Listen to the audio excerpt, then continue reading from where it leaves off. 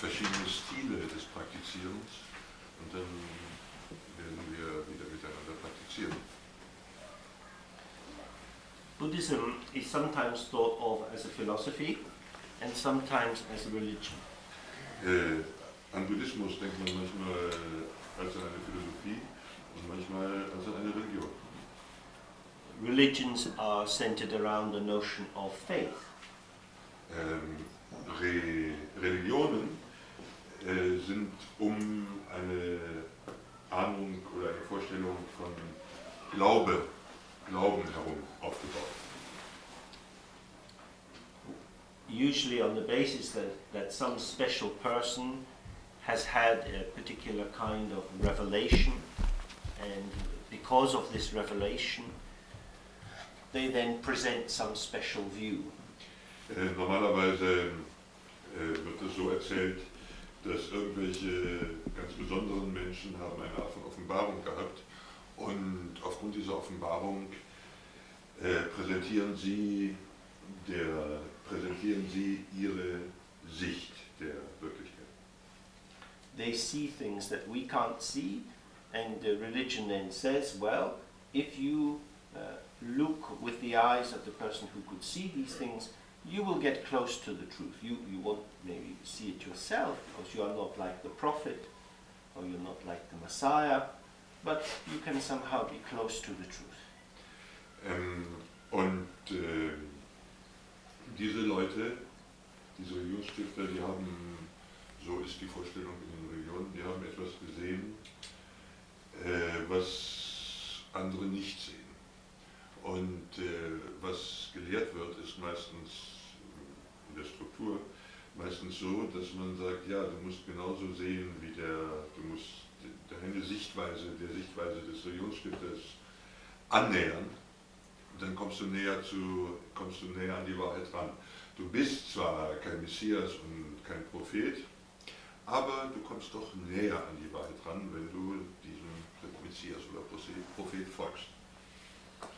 So what is required is compliance with the ideas and perceptions and ritual practices defined by someone else who is defined as being superior. Was also von Religion verlangt wird, das ist, dass man kooperiert oder sich einstellt auf Praktiken und Rituale, die irgendjemand anders erfunden hat. Jemand anders, der gilt als jemand, der höher steht als wir selbst. Of their very nature, religions are always structured around hierarchy. Aus ihrer Natur heraus sind Religionen immer um eine Hierarchie immer wie eine Hierarchie strukturiert. Certainly every religion that I've ever come across involves somebody doing something for and to someone else. Alle Religionen, denen ich begegnet bin, sahen immer so aus, dass jemand etwas tut für jemand anderen.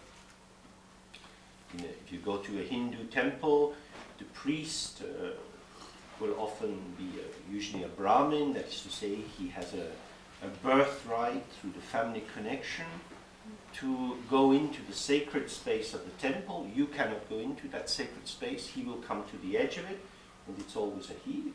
Most hierarchies are patriarchal, and will give you the blessing over the threshold. And if you go to a Catholic service, you have exactly the same thing.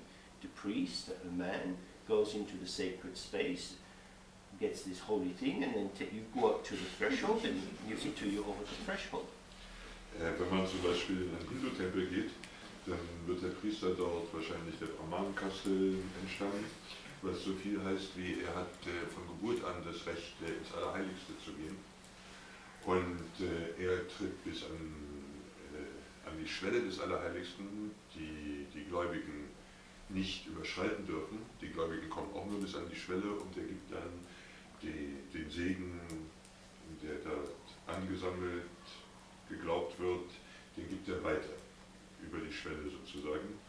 Und genauso ist es in der katholischen Kirche strukturiert. Da kommen die Gläubigen auch nur bis zur Schwelle, Priester. Und aus dem Allerheiligsten, also vom Altar her, kommt der Priester und gibt so den Segen oder was er zu geben hat. Es ist sowohl bei den Brahmanen wie in der katholischen Kirche sind es in der Regel immer Männer, die Priester, denn Hierarchien, fast alle Hierarchien bauen auf patriarchalischen Selbstverständlichkeiten auf. I'm not talking about this because we should be studying the sociology of religion, but so that we can see the patterns not just of power, but the structure of the universe, the ontological view, the view about being and the metaphysical view, the overview about how the universe and our place in it is constructed. If we don't understand that, then when we start to do practice, we don't know why we're doing it. It's really important that you have some kind of sense of why you do a particular kind of religious practice, whatever it is, because it expresses a belief system about how the world is constructed. Ich sage das nicht, weil wir jetzt hier in Religionssoziologie einsteigen wollen, sondern ich erwähne das, damit wir eine Struktur bekommen, damit wir einen Sinn dafür bekommen, wie die Welt strukturiert ist.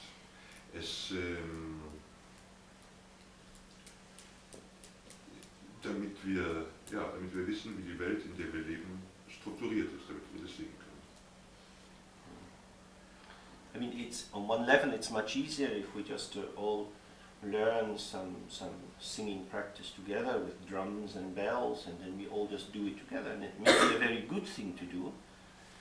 But if you just do it because I tell you it's a good thing to do, your only notion as to whether it's good or not will be your own experience, which might well be deluded, and your fantasy about who I am, which is undoubtedly deluded. So I think, although it's hard work, it's much more helpful in the long run to be able to think clearly about how things are structured, because that will give you the real power of understanding the structure of the process of your own mind and the implications of that. That is the real power. Just to be able to chant things in a foreign language, it has sometimes an erotic power, an interesting power, but it doesn't take you very far if you don't understand why. Wir könnten uns natürlich auch alle hier hinsetzen und Glocken und Damarus nehmen und damit rummachen und das zusammen machen, und das wäre vielleicht auch etwas ganz Nützliches, aber es ist sicherlich weniger nützlich, wenn ihr das bloß macht, weil ich das sage. Und die Vorstellung, die ihr dann von diesem Damaru, Handtrommel und Glockenspiel macht, die könnte ja vielleicht irrtümlich sein.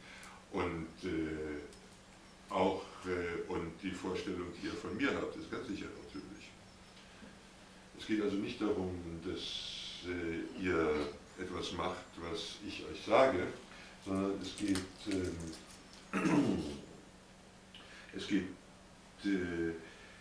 vielmehr darum, dass ihr die Struktur, in der, was immer euch jemand vorschlägt, erscheint, erkennt, damit ihr euch richtig dazu verhalten könnt. In the Tibetan tradition, they think in terms of view, meditation, action and result. In der tibetischen Tradition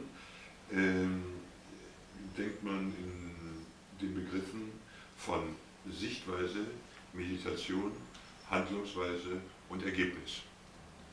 And the view should determine the kind of meditation that you do. Und die Sichtweise, die man hat, sollte die Art von Meditation bestimmen, die man praktiziert. That's why it's very important to understand the view before you do the meditation. Darum ist es sehr wichtig, dass man die Sichtweise versteht, bevor man meditiert. Otherwise you're just doing the meditation because somebody else has told you to do it. Sonst meditiert man einfach nur deshalb, weil irgendjemand einem gesagt hat, man sollte es tun. That may be very effective, but it continues a parent-child structuring of your experience. Das kann natürlich trotzdem sehr effektiv sein, aber es erhält weiter ein Kind-Eltern-Verhältnis in Beziehung zu eurer eigenen Erfahrung.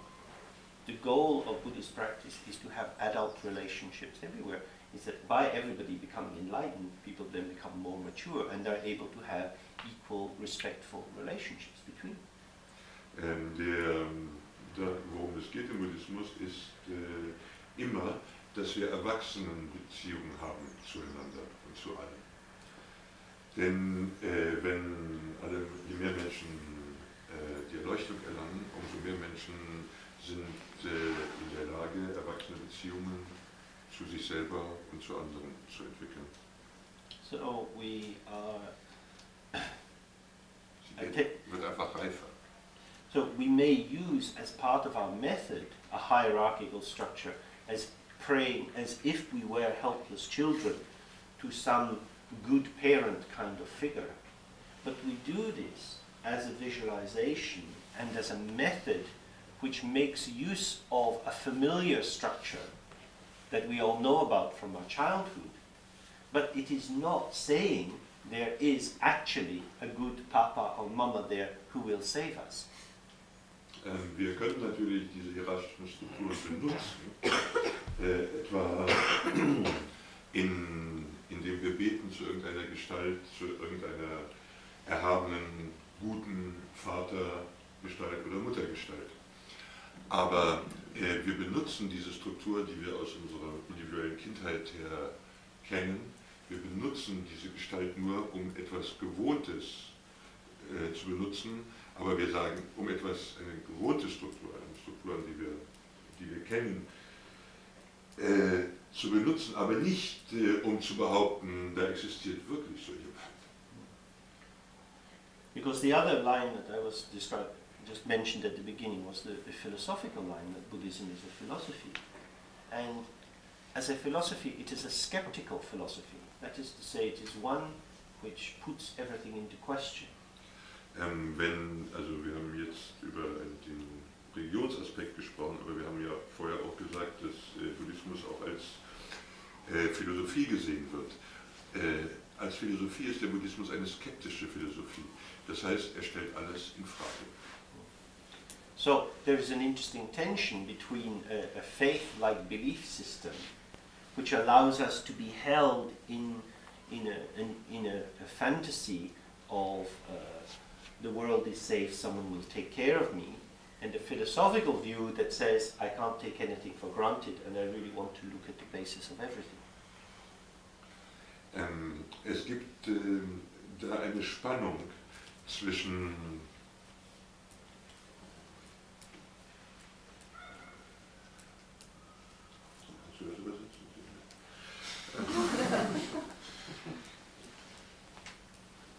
Es gibt da eine Spannung zwischen dem System, wo der Buddhismus als Glaubenssystem erscheint, insofern als man irgendeine Wirklichkeit für gegeben nimmt, für gegeben und wahr. Und diese Haltung, alles in Frage zu stellen. Ich mach's kurz. When the Buddha died, he said, "Be a lamp unto yourselves." That is to say, you have to illuminate your own existence, and you have to do that by inquiry. Als der Buddha starb, hat er gesagt, seid euch selbst ein Licht. Das heißt, dass man selbst untersuchen muss, die Wirklichkeit, mit der man zu tun hat. So, but that's quite difficult. You know? You become a light. Now I have a light, what the fuck do I look at? I like here, there, everywhere, I don't know what to look at. Aber das ist gar nicht so einfach. Wenn du also dir selbst ein Licht wirst, dann hast du dann das Licht. Aber was machst du damit? Das Licht ist da, aber du hast überhaupt keine Ahnung, worauf du jetzt gucken sollst mit dem Licht. Then along comes the Holy Guru and says, look, I have this Dharma torch. I can see in front of me. You come behind me and we'll form one of these little Indian chains and I will lead you to enlightenment. You don't need to look yourself, just follow me. Und dann kommt vielleicht ein Lama und der sagt, guck mal hier, ich habe den Dharma-Scheinwerfer Ich leuchte jetzt damit hier ins Dunkel und wenn du auch sehen willst, dann komm, stell dich einfach hinter mich und dann guck, wie ich leuchte. Und das ist es dann. Dann wirst du erleuchtet. And that may be useful, that may be good, but how will you know? Das könnte natürlich nützlich oder gut sein, aber wie willst du das entscheiden? There are many, many people who say, trust me. Es gibt so viele Leute, die sagen, vertrau mir. And why should we trust another when we don't know who we are? Und warum sollten wir irgendeinem anderen vertrauen, wenn wir nicht einmal wissen, wer wir selber sind? That's like saying, well, I'm completely fucked up. I don't know what's going on in my life, but somehow I know you've got it worked out, so you tell me who I am. Es ist ungefähr, als würde man sagen, also ich bin absolut abgefuckt. Ich weiß überhaupt nicht mehr ich weiß überhaupt nicht mehr, was mit meinem Leben los ist. Aber du weißt Bescheid. Sag's mir. This is the basis for the foundation of religious sects. Diese Struktur ist die Grundlage für die Gründung religiöser Sekten. And the reason that Buddhism has not become a sect is because it has always maintained this balance of inquiry and self-reflection and self-criticism. Buddhismus ist einfach deshalb keine Sekte geworden, weil er diesen Sinn für eigenes Nachforschen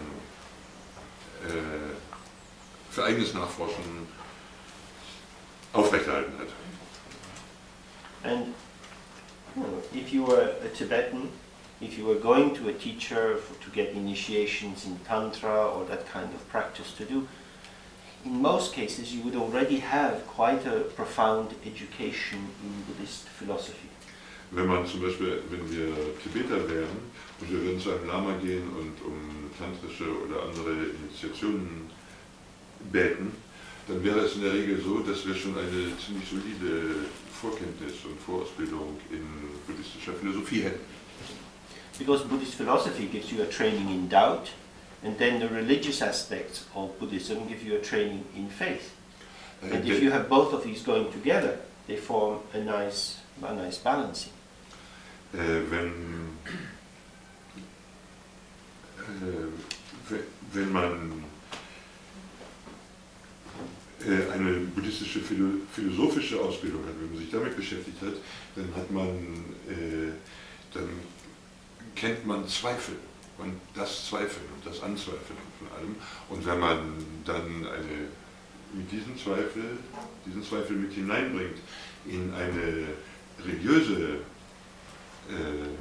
eher religiöse Struktur, dann hat man dort das Vertrauen, das dazugehört. Und diese beiden Aspekte, Zweifel, wenn sie so zusammengebracht werden, diese Aspekte Zweifel und Vertrauen, dann erzeugen sie einen harmonischen Ausgleich, einen fließenden harmonischen Ausgleich.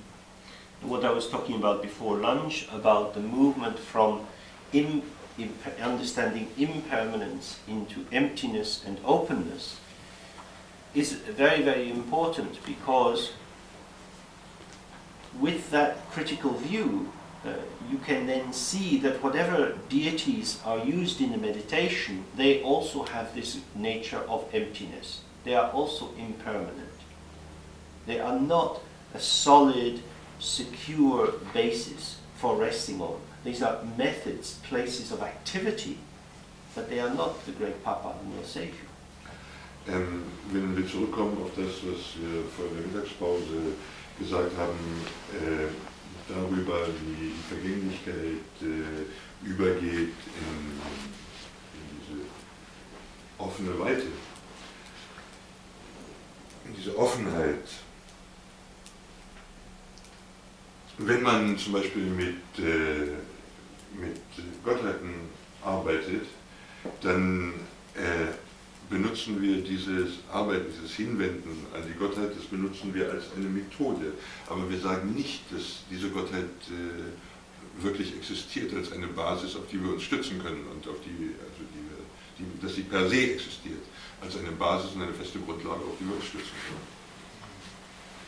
This is absolutely vital, because the childlike part of ourselves is always looking for somewhere safe. Und das ist ganz wichtig, denn der kindliche Aspekt in uns, der schaut, der sucht die ganze Zeit nach irgendetwas, was uns sicher macht. And you can see even from thinking about impermanence and meditation, and then we go for lunch, and then we have conversations, and we get lost in the conversation. It's very nice talking to the people, the words and thoughts and ideas, and we're just lost in our lives again. Wenn wir zum Beispiel so wie heute Vormittag von der Vergänglichkeit sprechen und dann von der Vergänglichkeit und der Bewusstheit sprechen und wir gehen dann raus zum Essen, dann gibt es da ganz viel, wir treten ein in Gespräche und so weiter und unsere Bewusstheit geht verloren. Wir lösen uns sozusagen auf in diese Gesprächssituation. So, because in the early development of Buddhism, the attitude really was one of withdrawal from the world and quite a critical stance towards the world. Am Anfang des Buddhismus, da war die Haltung, mit der die Lehre entwickelt wurde, so, dass man sich von der Welt zurückzog und eine ziemlich kritische Haltung auch zur Welt hatte. But what the Buddha found, and this teachers following from the Buddha found, was that path was very difficult for most people. Aber was der Buddha und viele Lehrer, die ihm nachfolgten, herausgefunden haben, war, dass dieser Weg ziemlich schwierig ist für sehr viele Leute.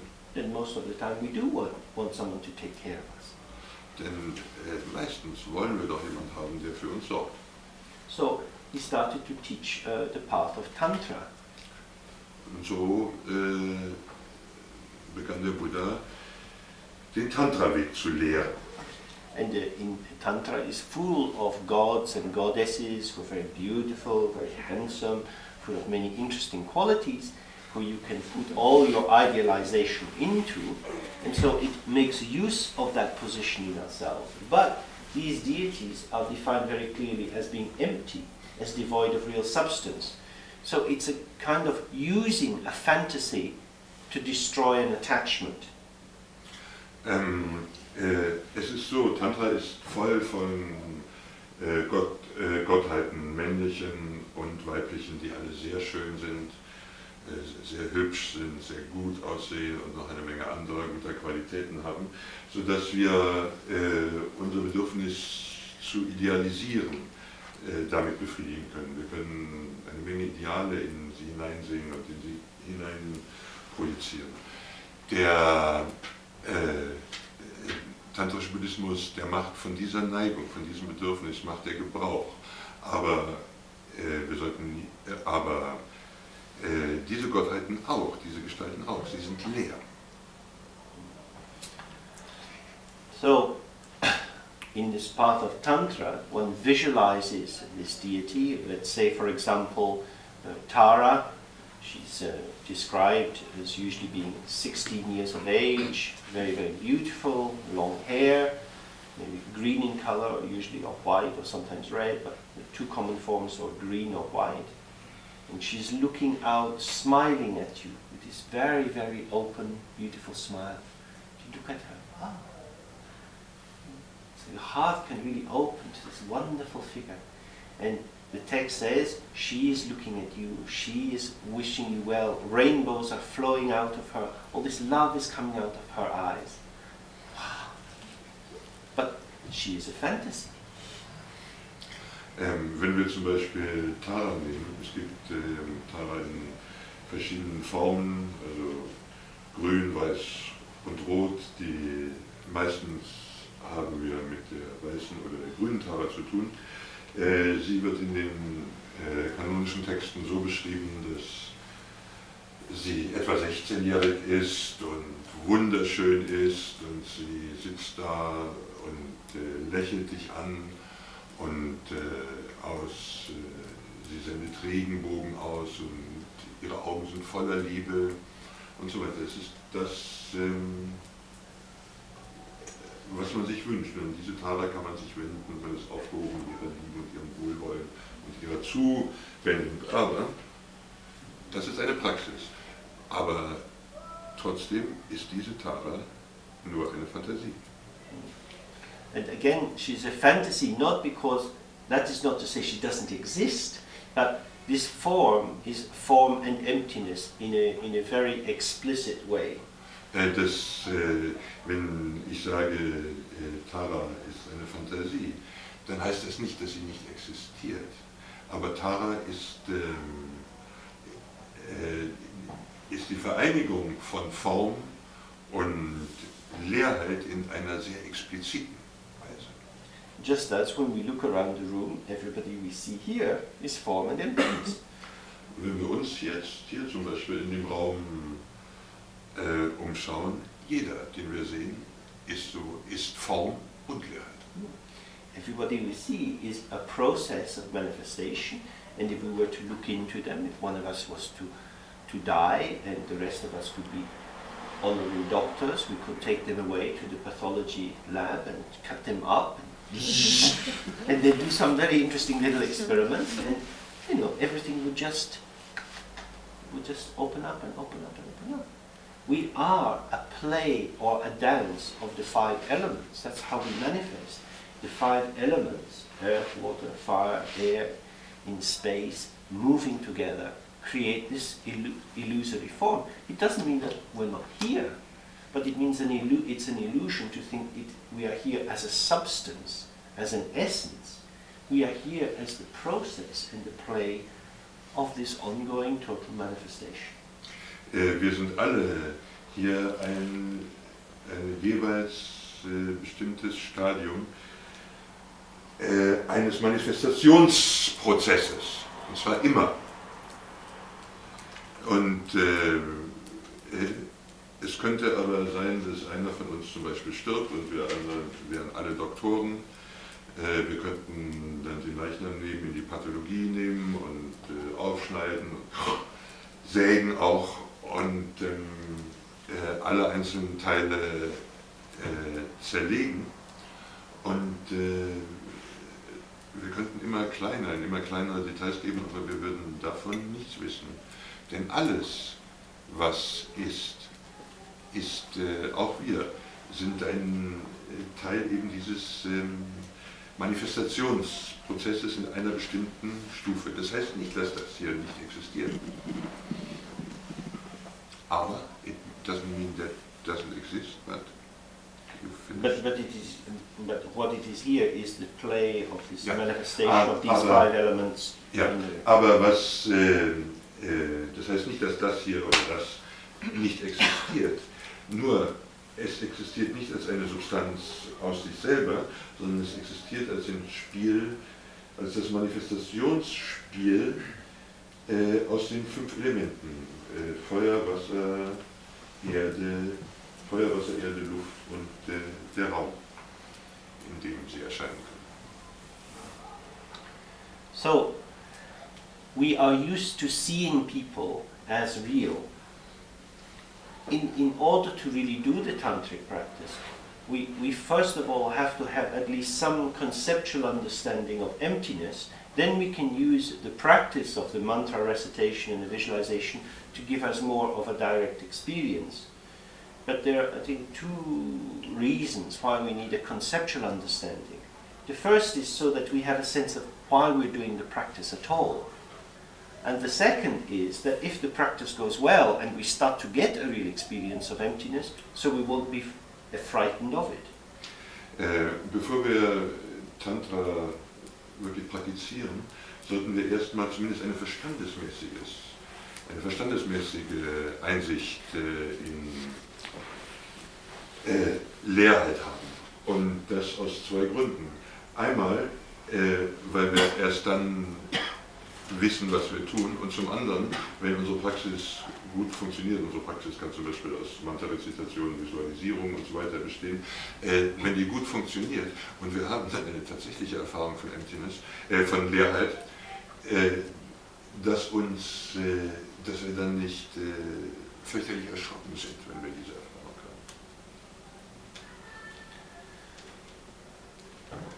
So, what I would like to suggest is we take up a couple of questions first, thinking about them, thinking about the nature of our mind and the nature of our thoughts, and try to get more direct confidence in ourselves about the nature of our mind, albeit in a conceptual way. And then we will move on to doing some visualization practice where we try to get this direct experience. Was ich vorschlagen möchte, ist, dass wir erst uns mit ein paar Fragen beschäftigen, ein paar Fragen stellen, die die Natur unseres Minds betreffen. Und wenn wir dann ein bisschen Einsicht haben, und mag es auch nur verstandesmäßige Einsicht sein, dann können wir wieder in die Praxis, zu einer Praxis zurückkommen, um diese verstandesmäßige Einsicht, mag sein, in Erfahrung umzumünzen. But maybe before that, we could just see if you have any questions or any thoughts. Aber bevor ich diese Fragen behandle, haben wir vielleicht gibt es vielleicht einige Fragen hier im Raum oder auch kommentierende Gedanken, die ihr gerne äußern möchtet.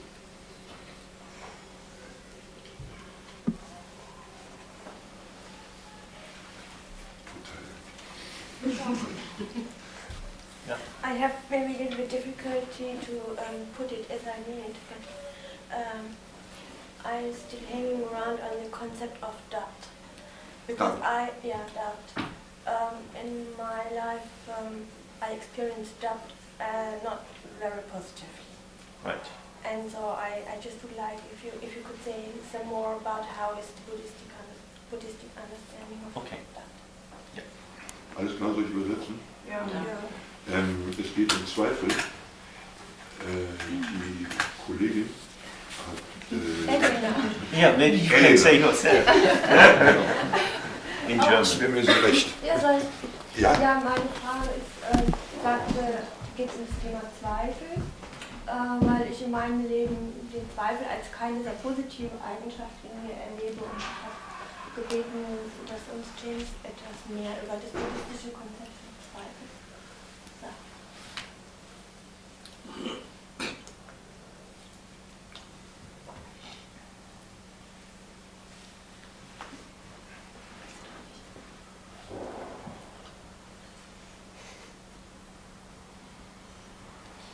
In Buddhist logic, there are two forms of understanding, primary forms. One is direct perception, and the other is valid inference. Valid inference? Yes, when you can infer, when you can... Schließen. Schließen. Yeah. Yeah. And then you can know. So we can make a valid inference what our beloved colleague is doing at the moment, even though we don't know. So this is a way not to be in doubt, even when you can't see directly.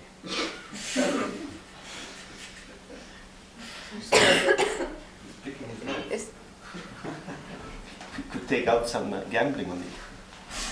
Also bisher hat James gesagt, dass es zwei Arten von Ansichten gibt im tibetischen Buddhismus. Das ist schnell übersetzt, ne? Naja, die eine ist die Wahrnehmung, die direkte. Nee, die Annahme, ne? Nee, die direkte Wahrnehmung. Und das andere ist der Zweifel, ne? Ja, die Schlussfolgerung, genau. Und deswegen, selbst wenn wir jetzt eben unseren Übersetzer nicht sehen konnten, mit was er beschäftigt war, konnten wir ohne ihn zu sehen Schlussfolgerungen ziehen.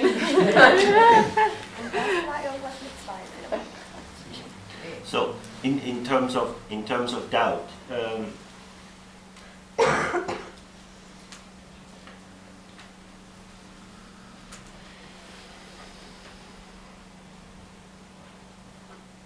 yes.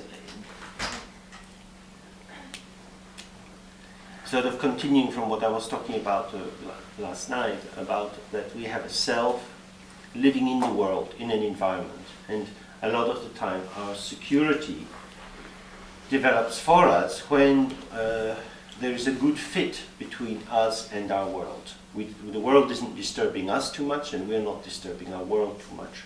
And so that allows us to predict things, and so we can feel sure and certain. Wenn ich zum Beispiel mal anschließen soll an das, was wir gestern über Zweifel gesagt haben, was wir gestern Abend besprochen haben, dann ist es so, wir haben eine Tendenz dazu, oder wir hätten alle gerne, dass das, wie wir uns selber sehen, dass es gut zusammenpasst mit der Welt. Wenn es dazwischen keine Spannungen oder keine Brüche oder keine allzu großen Divergenzen gibt, dann haben wir das Gefühl, dass wir uns in der Welt sicher fühlen können. Often we doubt ourselves or we doubt other people because we can no longer predict them. Häufig zweifeln wir uns selbst an und wir zweifeln auch andere Leute an, weil wir sie nicht mehr einschätzen können. So that we doubt becomes linked with fear and anxiety, that one can't trust the situation or trust one's own responses. So verbindet sich Zweifel mit Furcht und Beunruhigung. Man hat das Gefühl, man kann weder der Welt außen vertrauen noch der eigenen Reaktion darauf. Is that the kind of doubt you're meaning? Oh, one of them, yeah. Yeah. Can you give another kind?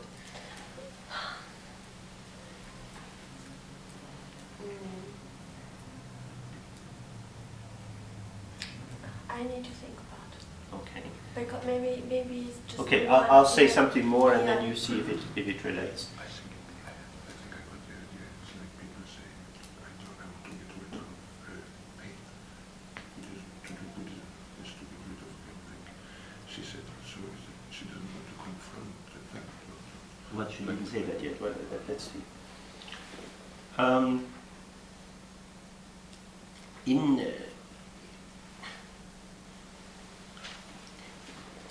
Ignorance arises in this movement when we have space and we're not sure what is happening in this space. So we try to make it more solid by our prediction. Nichtwissen entsteht dadurch, dass wir, wie wir heute Vormittag gesagt haben, dass diese Verblüffung, dieser offene Moment entsteht, wo wir wirklich nichts wissen. Wo wir nicht wissen, was los ist, wo dieser offene Moment entsteht. Und den füllen wir an mit Aussagen über die Situation. So, from this Buddhist point of view, anxiety is at the very basis of our identity.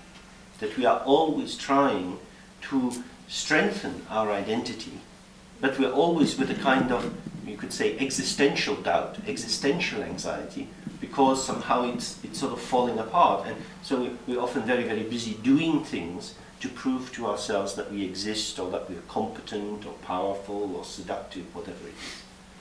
Unter buddhistischem Gesichtspunkt sind Befürchtungen, die sehr nah zu der Grundlage unserer Existenz, unserer Identität. Und zwar insofern, dass wir ständig damit beschäftigt sind, wir sind beunruhigt durch irgendetwas und versuchen uns aufzubauen und uns davon zu überzeugen, dass wir etwas sind. Irgendetwas, zum Beispiel mächtig oder kompetent oder schön oder verführerisch oder was immer. Wenn uns das gelingt, das gibt uns ein Gefühl von Sicherheit. Und damit versuchen wir diese Ängstlichkeit und diesen Zweifel, diesen existenziellen Zweifel und die existenzielle Ängstlichkeit, die immer da ist, niederzuhalten. So if we're successful at that, we create for ourselves a nice illusion. And we feel, yeah, my life's going really well, I feel really happy, I can do this and that, I have these friends, have a party, people come and they say, yeah, I had a good time, yeah, I'm okay. Wenn wir mit dieser Strategie erfolgreich sind, dann können wir leicht den Eindruck haben, Nein, dann schaffen wir uns leicht eine ziemlich gut funktionierende Illusion. Ja, ich sehe gut aus, ich bin erfolgreich, ich kann mich mit vielen Leuten treffen, ich kann eine Party haben und so fühlen wir uns sicher und wir haben das Gefühl, ja, es ist in Ordnung. But from a Buddhist point of view, if that kind of good luck continues, then we waste our lives. Aber vom buddhistischen Gesichtspunkt aus ist es so, wenn diese Art von Glück, das man dann hat, wenn einem das gelingt, wenn das weitergeht, dann haben wir unser Leben rein vergeudet.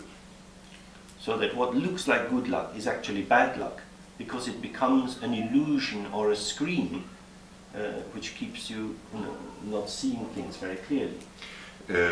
Was also wie ein Glücksfall erscheint, ist in Wirklichkeit ein Pechfall. Denn es führt dazu, dass du in einer Illusion gefangen bleibst oder dass du eine Folie zwischen dich und die Welt setzt, die dir nicht mehr erlaubt, im Leben zu sein. Just as an alcoholic who can have sufficient alcohol can remain in a state where they think things are fine, and then when the alcohol runs out, oh, there's a little problem. Das ist so ähnlich wie bei einem Alkoholiker. Wenn er genug Stoff hat, dann kann er in einem Zustand bleiben, von dem er glaubt, er sei sehr angenehm und nett. Aber sobald zu wenig Alkohol für ihn da ist, dann ist das Leben ein großes Problem. But if you ask, I'm now the alcoholic and all my bottles are empty and I only have this little bit left. Hey, I want this to last forever. I pray to the wish-fulfilling alcohol god to come here and fill up my cup. Because this trouble I'm starting to feel now is due to alcohol finishing. If alcohol comes back, I will be happy again. Wenn ich jetzt mal kurz hier den Alkoholiker gebe, wenn das, was hier in dem Glas drin ist, wenn das der Rest des Alkohols ist, dann werde ich sehr irritiert werden und sehr beunruhigt werden, weil das nicht mehr sehr viel ist. Ich werde also zum Wunsch erfüllenden Alkoholgott beten, dass er bitte kommen möge und das Glas wieder voll machen. So I have a philosophy in this, yeah? But all my friends looking at me are saying, James, you're just a fucking pisshead. You know, stop drinking, yeah? Thanks for the gin. We have this sparkling vodka, it's a wonderful. Ja, also ich könnte, wenn dann der Alkohol da ist, dann kann ich mich ganz wohl fühlen. Aber meine Freunde, die würden kommen und sagen, Jimmy, du bist nichts als ein oller Suffkopf. Because if they are not in the world of alcohol, they see it differently. Denn weil die Leute nicht in der Welt des Alkohols sind, sehen die alles völlig anders. Because when I drink, and I want to tell you some story. Good story. Yeah. It's a long story. Don't worry. Long story. It's just one bottle. I go. In this way, the Buddha says the whole of samsara is drunk. In dieser Art sagt der Buddha, das gesamte Samsara ist völlig besoffen. Because we have been drinking these illusions for a very long time, drinking these false understandings of the world, trying to cover it over. But even the worst alcoholic sometimes will wake up and think, oh fuck, what is my life? All this vomit here. Ugh.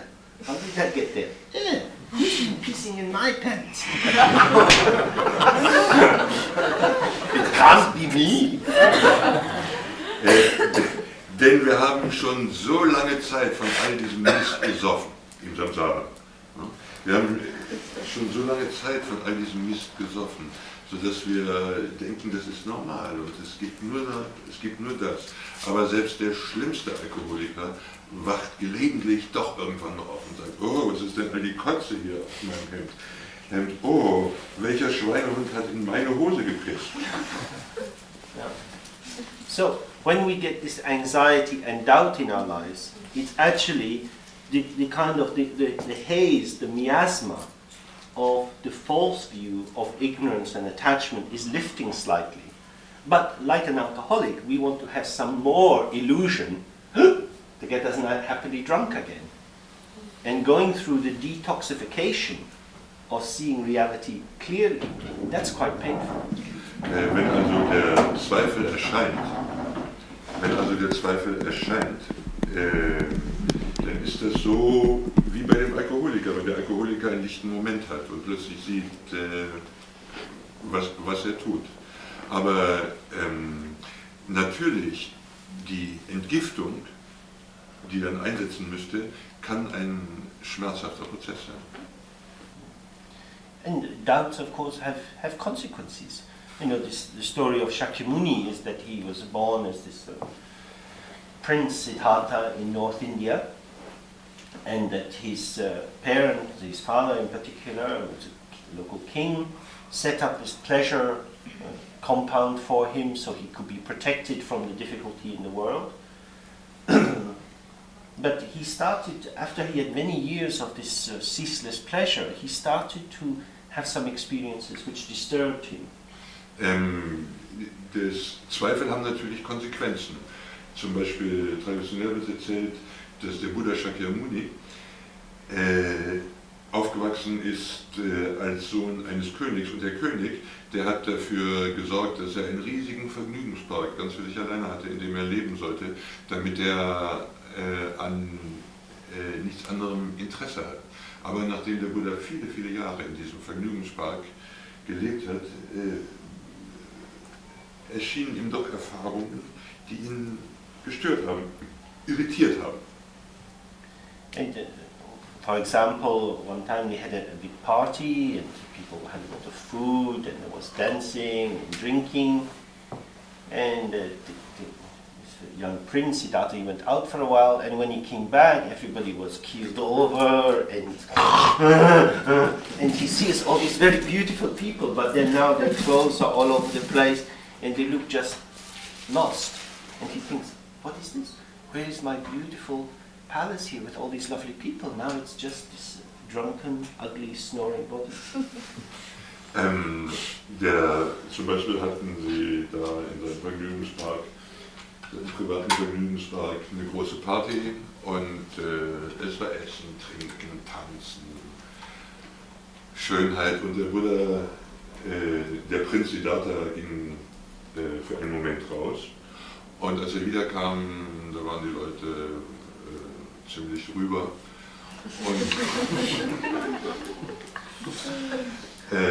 und die Fläzen lagen dahin, waren betrunken, haben geschnarcht und auch die Gesichtszüge entzogen. Und der Buddha hat, der Prinz, hat geguckt, Mann, wo sind denn all diese wunderschönen Menschen, die mich sonst immer umgeben und mit denen wir all diese Freude und diese Feste haben. Das gab ihm zu denken. Now, as the royal prince, he could have gone into control mode. He could have said next morning, okay, I'm going to start a training program in party manners. And everyone in this court will need to learn how to get drunk gracefully. Natürlich, der Siddhartha nun der Prinz und Thronfolger war, hätte er das Ganze natürlich auch im Kontrollmodus sozusagen präparieren können. Er hätte am nächsten Morgen sagen können, so, meine Gefährten, jetzt werde ich mal ein Programm machen, wo ihr Party benehmen lernt. Party manners, what was it? It's a joke. So that we can get drunk gracefully. Oh ja, wo ihr Partymanieren lernt, sodass ihr mit Anmut besoffen werden könnt.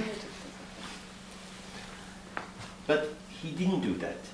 If he had done that, he could have covered over his anxiety, and then life would have gone on smooth, but something a little below the surface. Instead, he questioned. He thought, oh, these people who look so sweet also have this nature.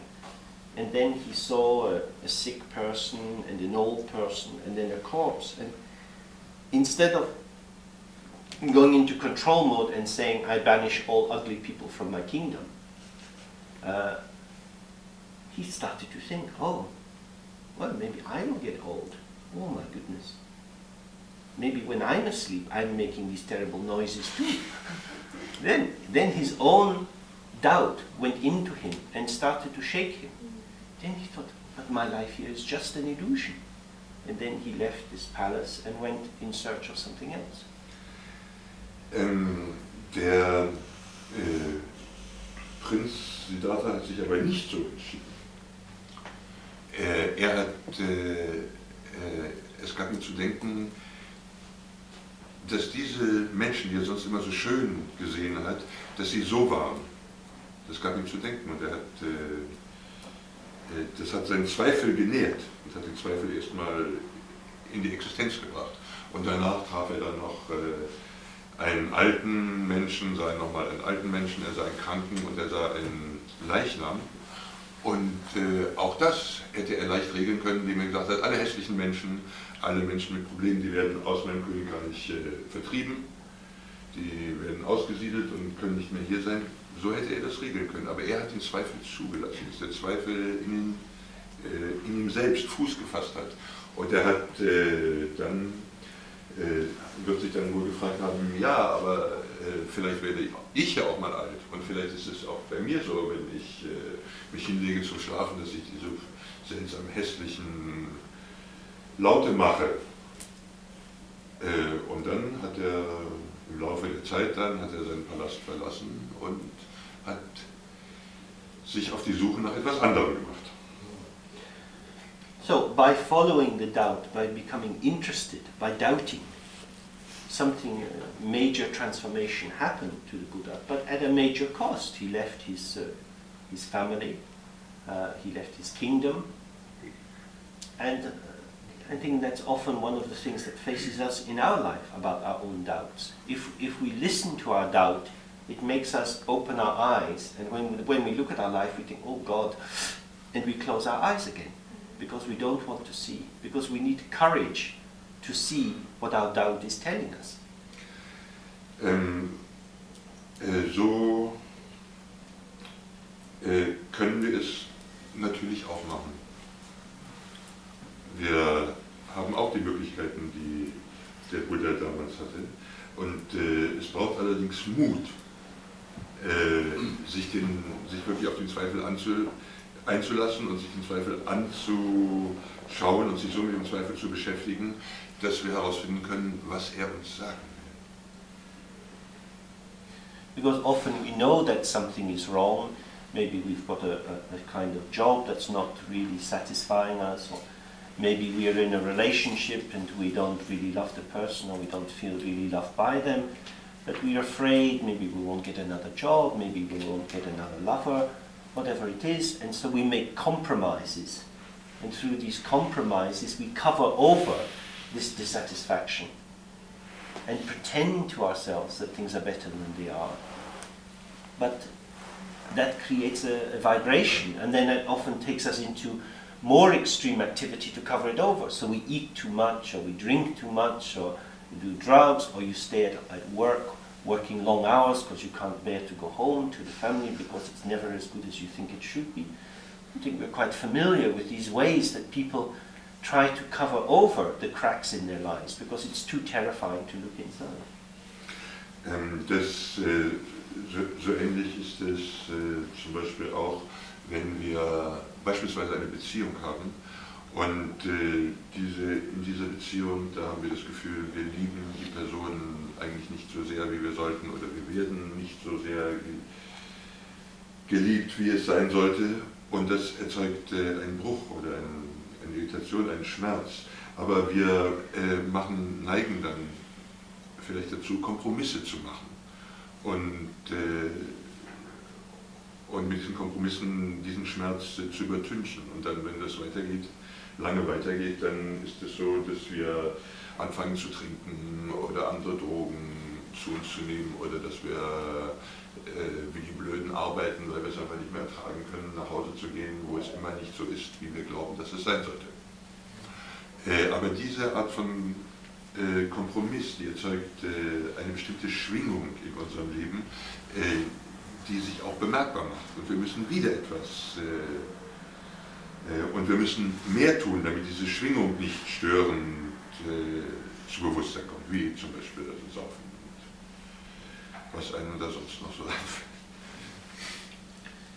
So in Buddhism, this view of doubt is to put things into question. It's to take up some questions like, well, you have this idea of impermanence.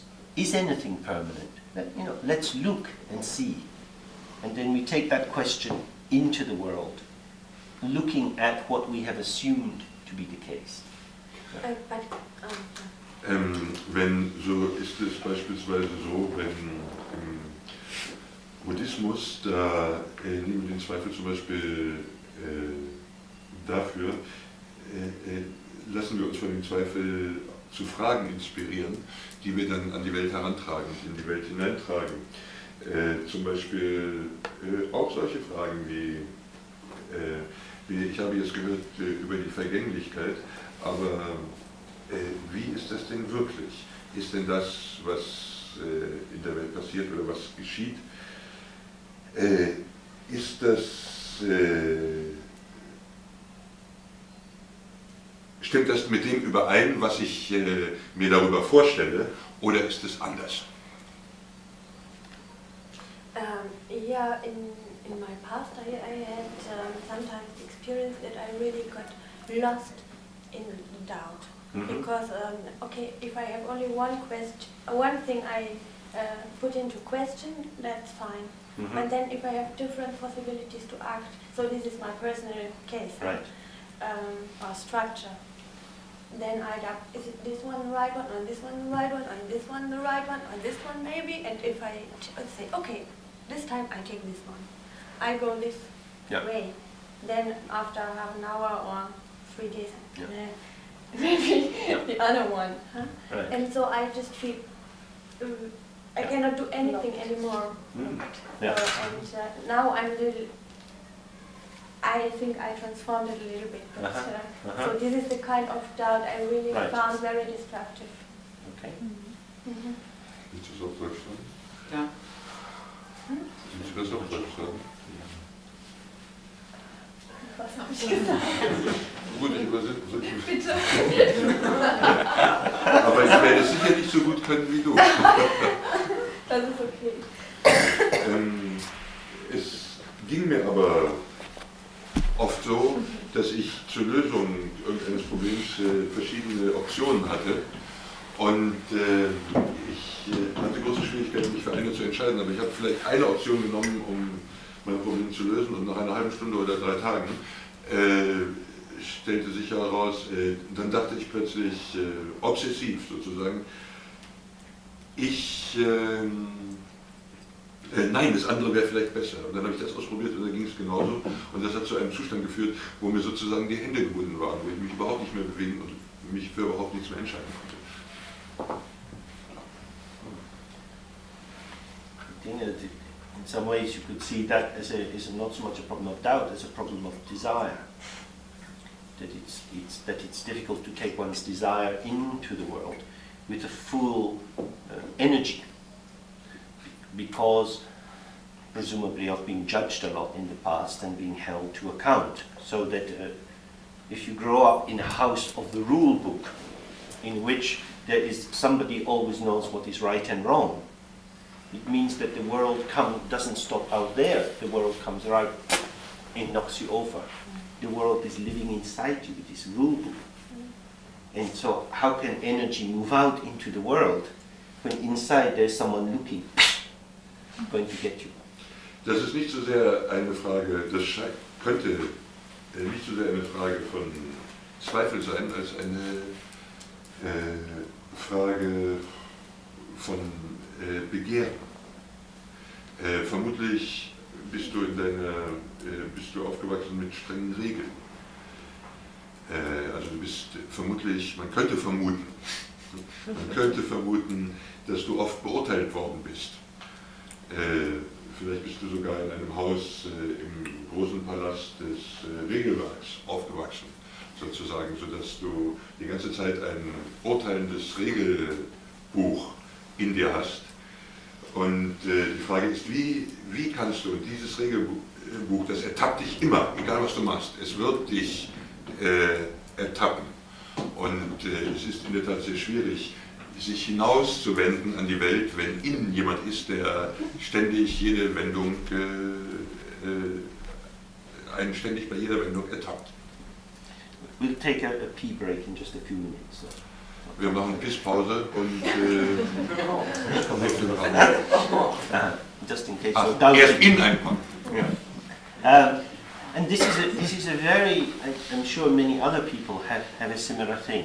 I think it's also particularly in our culture a problem of women who are so often told that they're wrong by men. Es ist wahrscheinlich, ich glaube nicht, dass du die Einzige bist, die das Problem hat, sondern ich glaube, viele Leute haben das. Und ich glaube, in unserer Zivilisation machen besonders Frauen solche Erfahrungen, denn gerade Frauen wurde immer sehr häufig erzählt, gerade von Männern, was sie richtig machen, was sie falsch machen. Especially if one has been trained to please other people and to do things that are right for them. Because then your own desire and the desire of others gets very mixed up.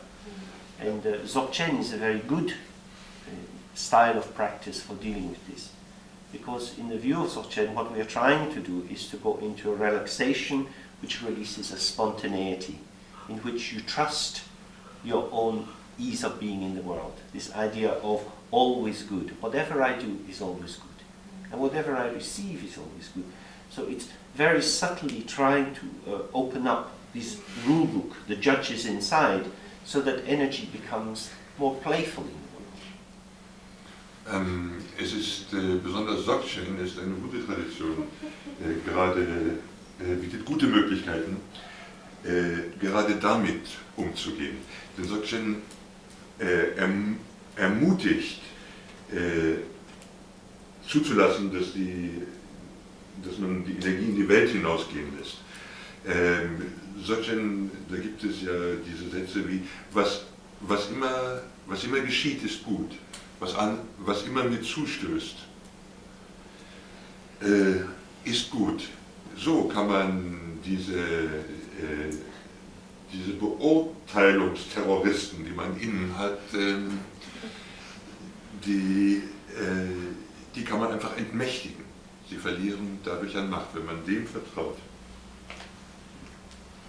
So, because who is it who knows how we should behave? Wer denn überhaupt? Wer soll das denn sein, der weiß, wie wir uns verhalten sollen?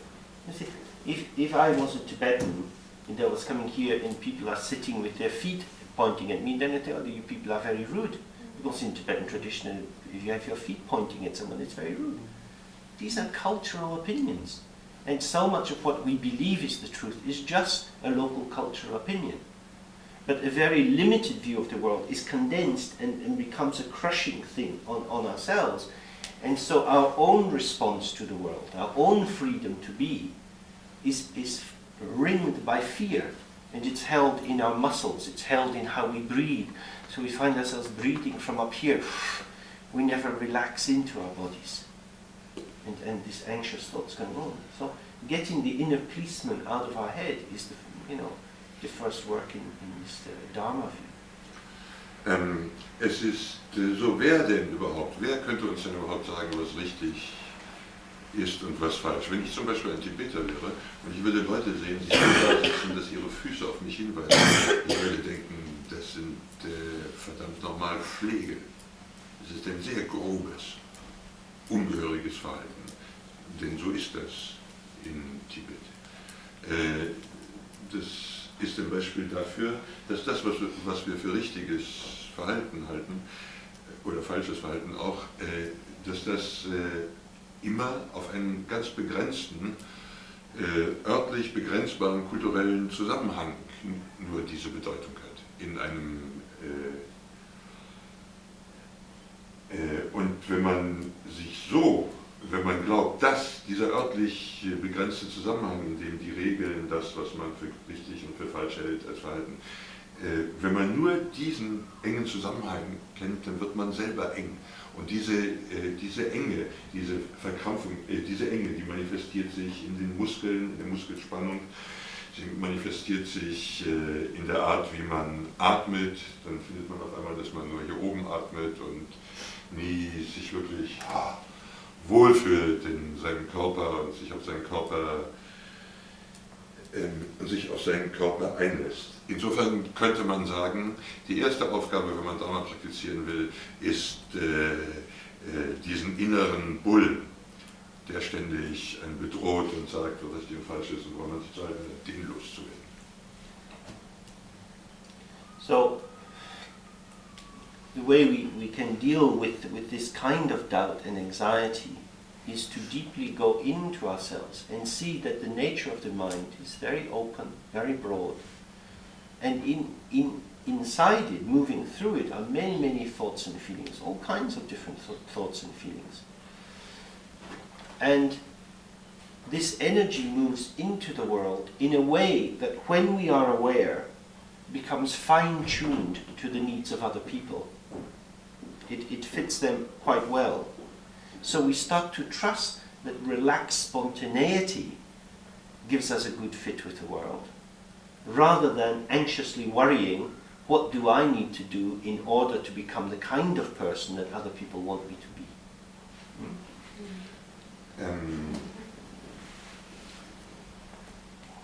Wenn wir also mit Dzogchen-Methoden,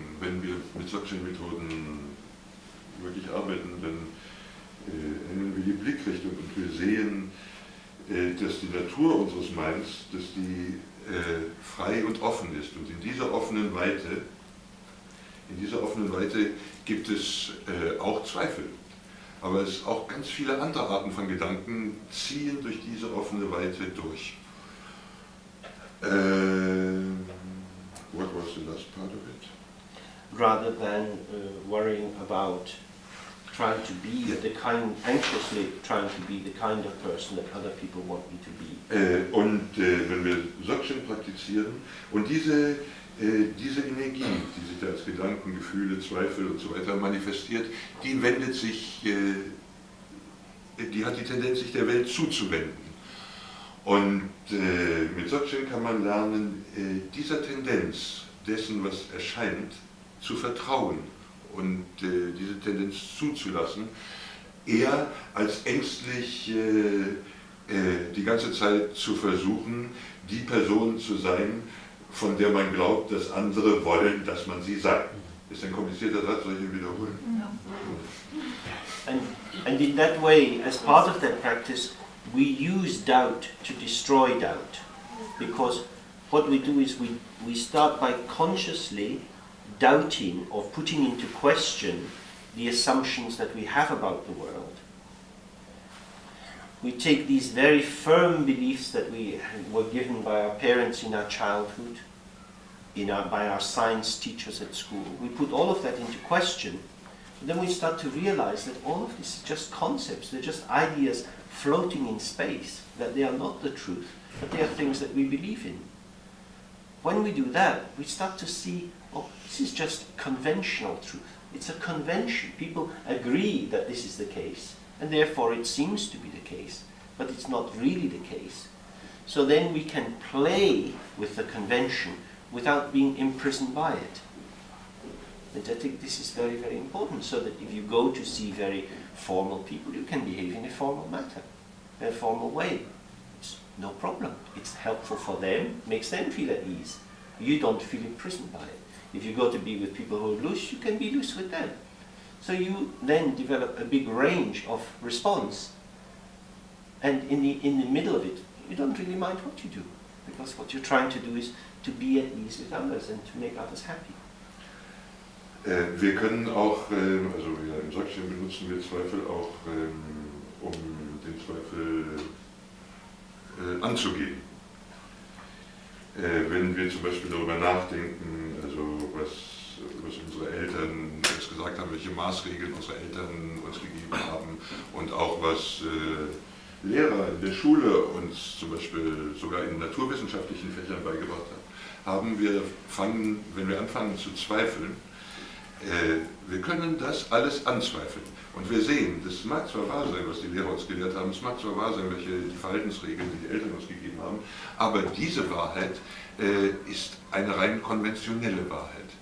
Es hat nichts damit zu tun mit dieser offenen Weite, aus der alles immer entsteht. Dadurch gewinnen wir eine ganz besondere Freiheit. Wir können nämlich, wenn wir zu sehr konventionellen Leuten gehen, dann können wir uns korrekt verhalten und das ist etwas ganz Gutes, denn es macht diesen konventionellen Leuten angenehm. Wir können einfach, weil wir das ja auch gerne wollen, können wir uns dann da auch formal verhalten, aber wir müssen es nicht, wir sind nicht gezwungen, das ist nicht zwanghaft. Wir können, wenn wir zu anderen Leuten gehen, die ein bisschen lockerer sind, dann können wir uns auch lockerer geben. When I was a child, if I was at the table and they had soup and my father would say, now you leave. I don't eat my food with pigs, get out. Als ich zum Beispiel klein war und beim Zuckeressen geschlürft, dann hat mein Vater gesagt, jetzt gehst du raus. Ich werde nie meine Mahlzeit mit einem Schwein erleben. And then when I want to be with Tibetans, they always go. Und dann, als ich mit den Tibetern gelebt habe, die haben die ganze Zeit nur geschlürft. And if you don't make that noise, they think you don't enjoy the food. Und wenn man dieses Geräusch nicht macht, unter Tibetern, dann haben sie den Eindruck, dass dir das Essen nicht schmeckt. All these little worlds that we get imprisoned in, where we think we understand how to play them, if we step back a little, it's all a delusion. And we need to learn how to play many different games, but not taking them too seriously. The safety and security lies in floating above all these games, not in learning how to be a good person. There is no real map of how to be a good person. Es gibt also so viele Verhaltensmaßregeln und sie sind alle, haben nur einen begrenzten, in diesem Beispiel kulturell und örtlich begrenzten Geltungsbereich. Niemand kann sagen, was richtiges Verhalten ist. Und es geht eigentlich darum, dass man über all diesen Verhaltensweisen schwebt und mit ihnen spielen kann. Unter Tibetern schlürfen und bei Leuten wie James Vater vielleicht lieber nicht. Okay, shall we take a break and then come back and do some meditation?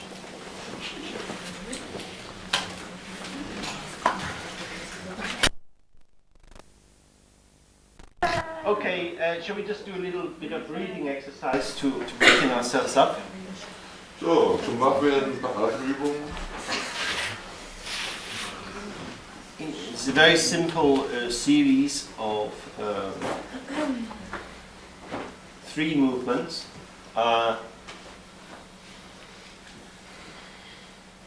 Men start with the right hand, taking this, usually use the central finger, and you go up like this, closing the nostril, breathing out, and women start with the left hand. You can always do for your neighbor if it's easy.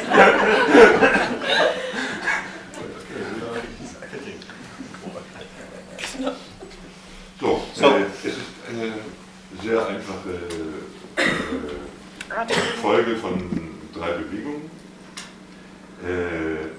Frauen beginnen immer mit der linken Hand, nehmen den Mittelfinger der linken Hand und halten sich das linke Nasenloch zu.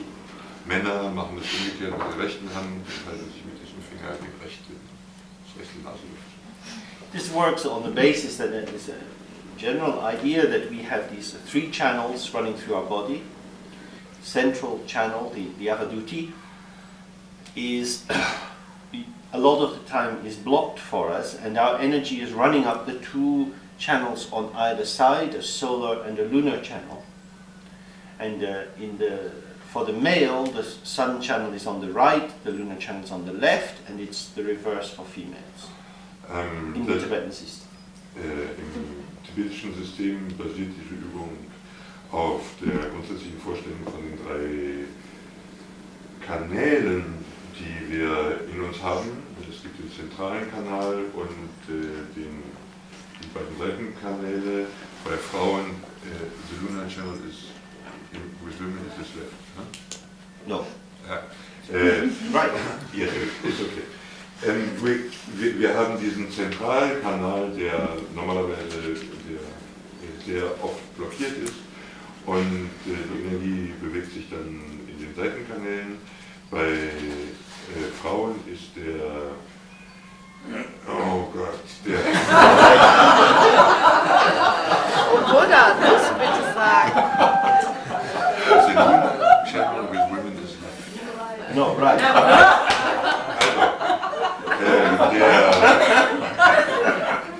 Stuff like this I could never translate with left and right. Also, für Frauen ist der Mondkanal rechts. For the woman? For woman. No. Luna. Oh, Luna, yeah. Good.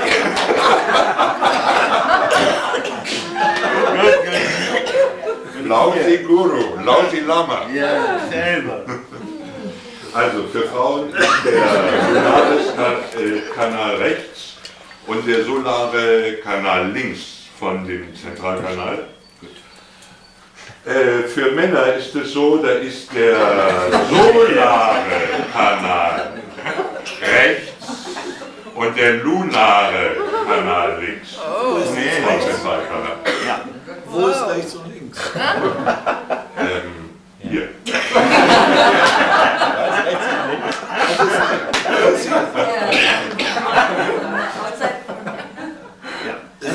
So you're imagining that this channel is running up from the nostril and up here and coming down.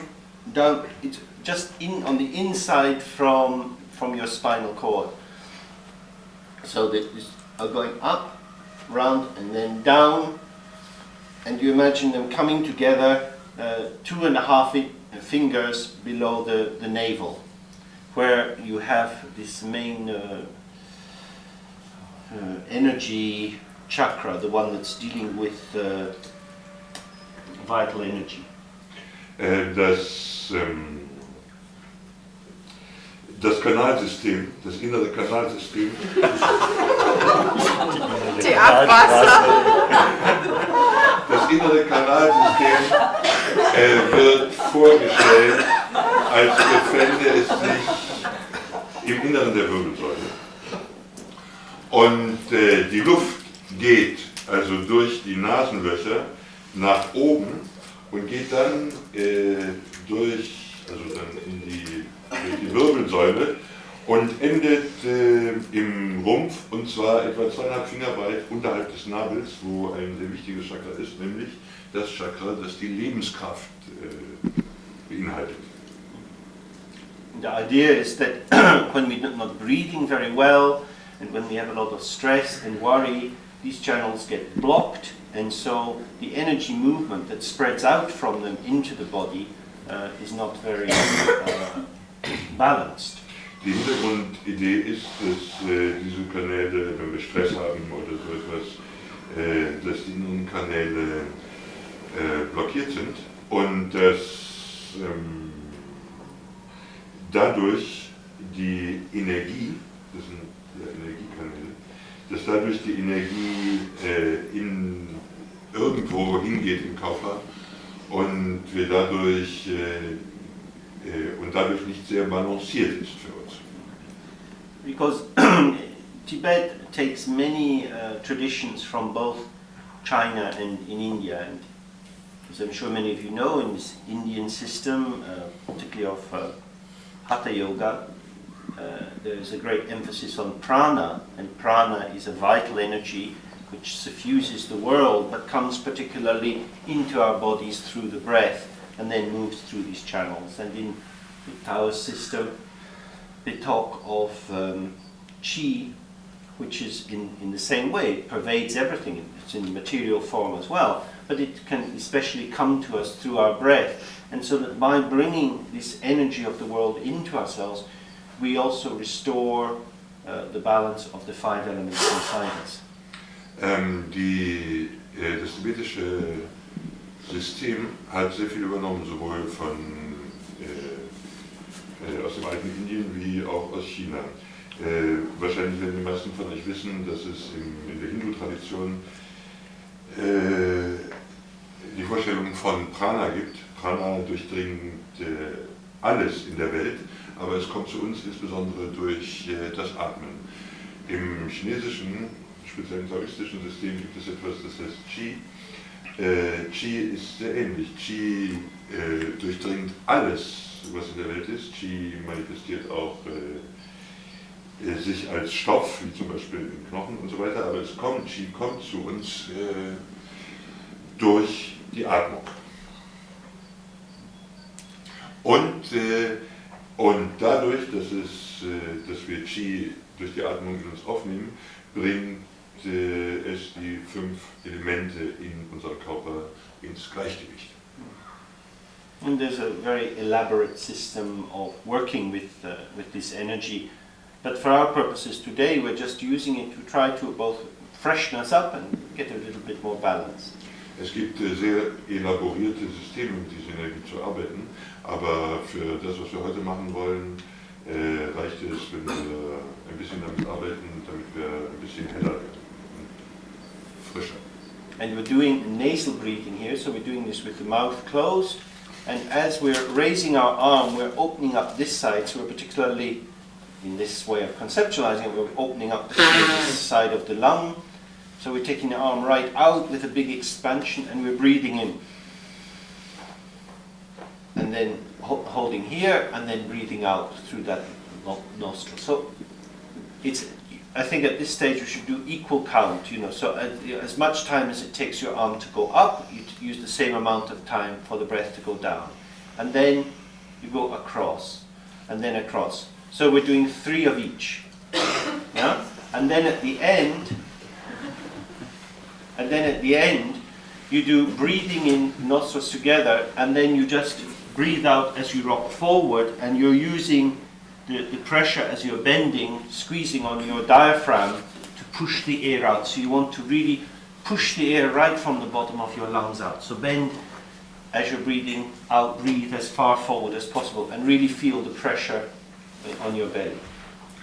Okay, wir machen es so,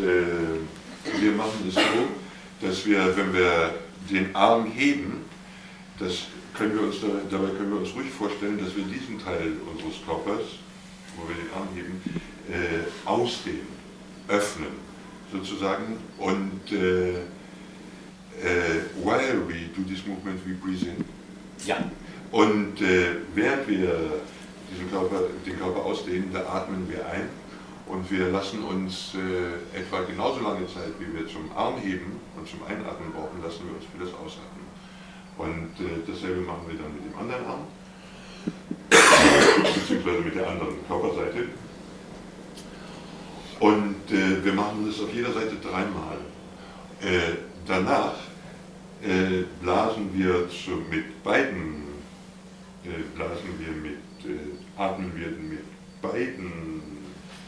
durch beide Nasenlöcher aus und wir beugen uns dabei vor, und zwar so, dass der Druck, der dadurch in Zeitfeld entsteht, dazu beiträgt, dass alle Luft herauskommt. Very clear. Good. Okay, so in your own time. So it's really just keeping your attention focused on the bodily movement and the breathing. Not too many thoughts, just going with the practice. Es geht also da, dass ihr eure Aufmerksamkeit atmen lässt. Kümmert euch nicht um die Gedanken, sondern übt.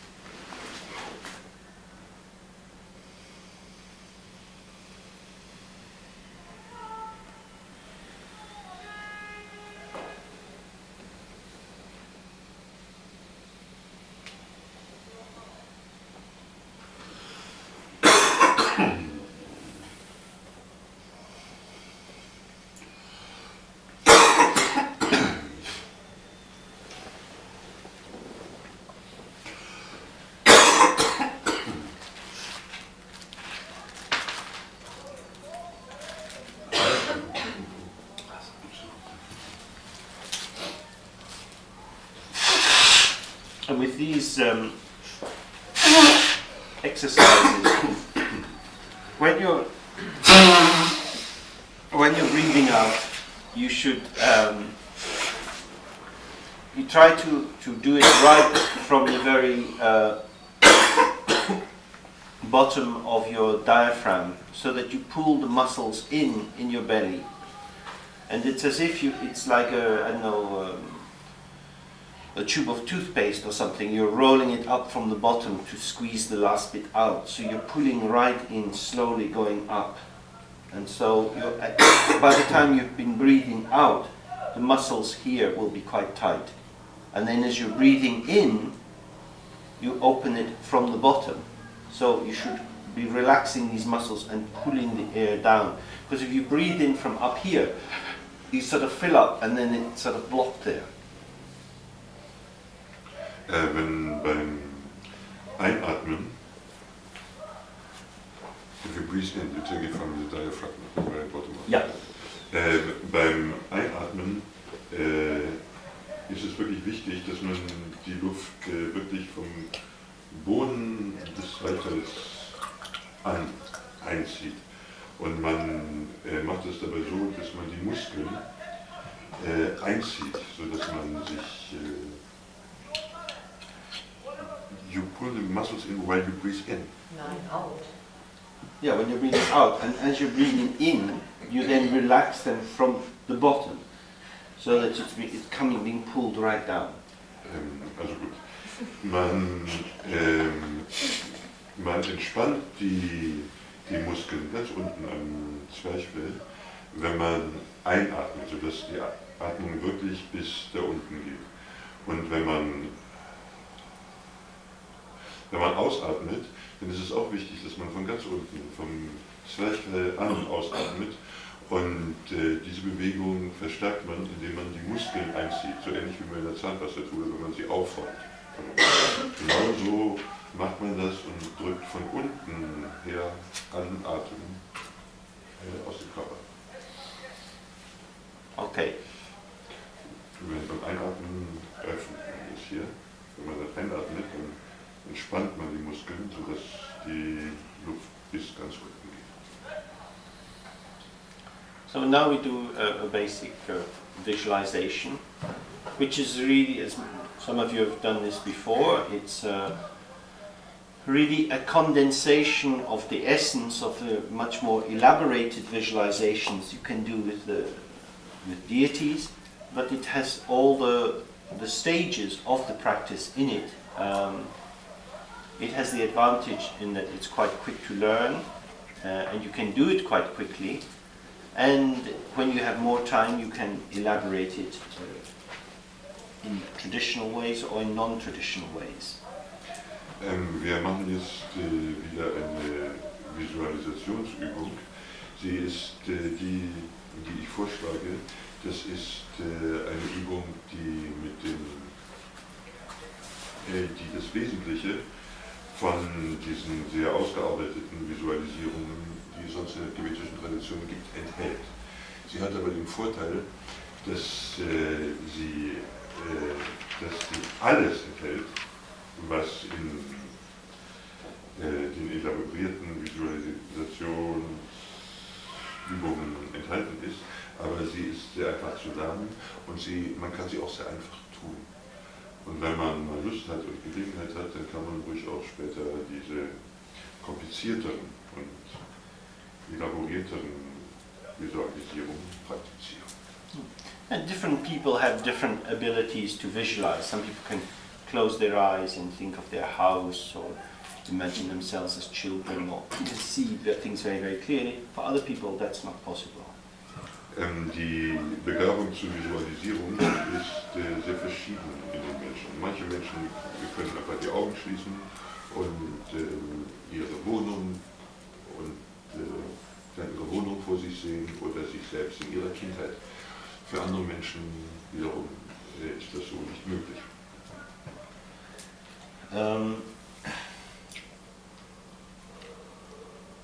There are two main styles of practice of this kind of visualization in the Nyingma system. One is according to Mahayoga, one is according to Ana Yoga. In the Mahayoga system, your visualization should be very, very precise, so that if you're visualizing a deity, you should be able to see each of the hairs on their head. And people will spend many, many years trying to get this very, very precisely adjusted visualization. In der Nyingma-Tradition gibt es zwei Schulen des Visualisierens. Die eine bezieht sich auf Maha-Yoga, die andere auf Ani-Yoga. In der Maha-Yoga-Tradition ist die Visualisierung ganz präzise.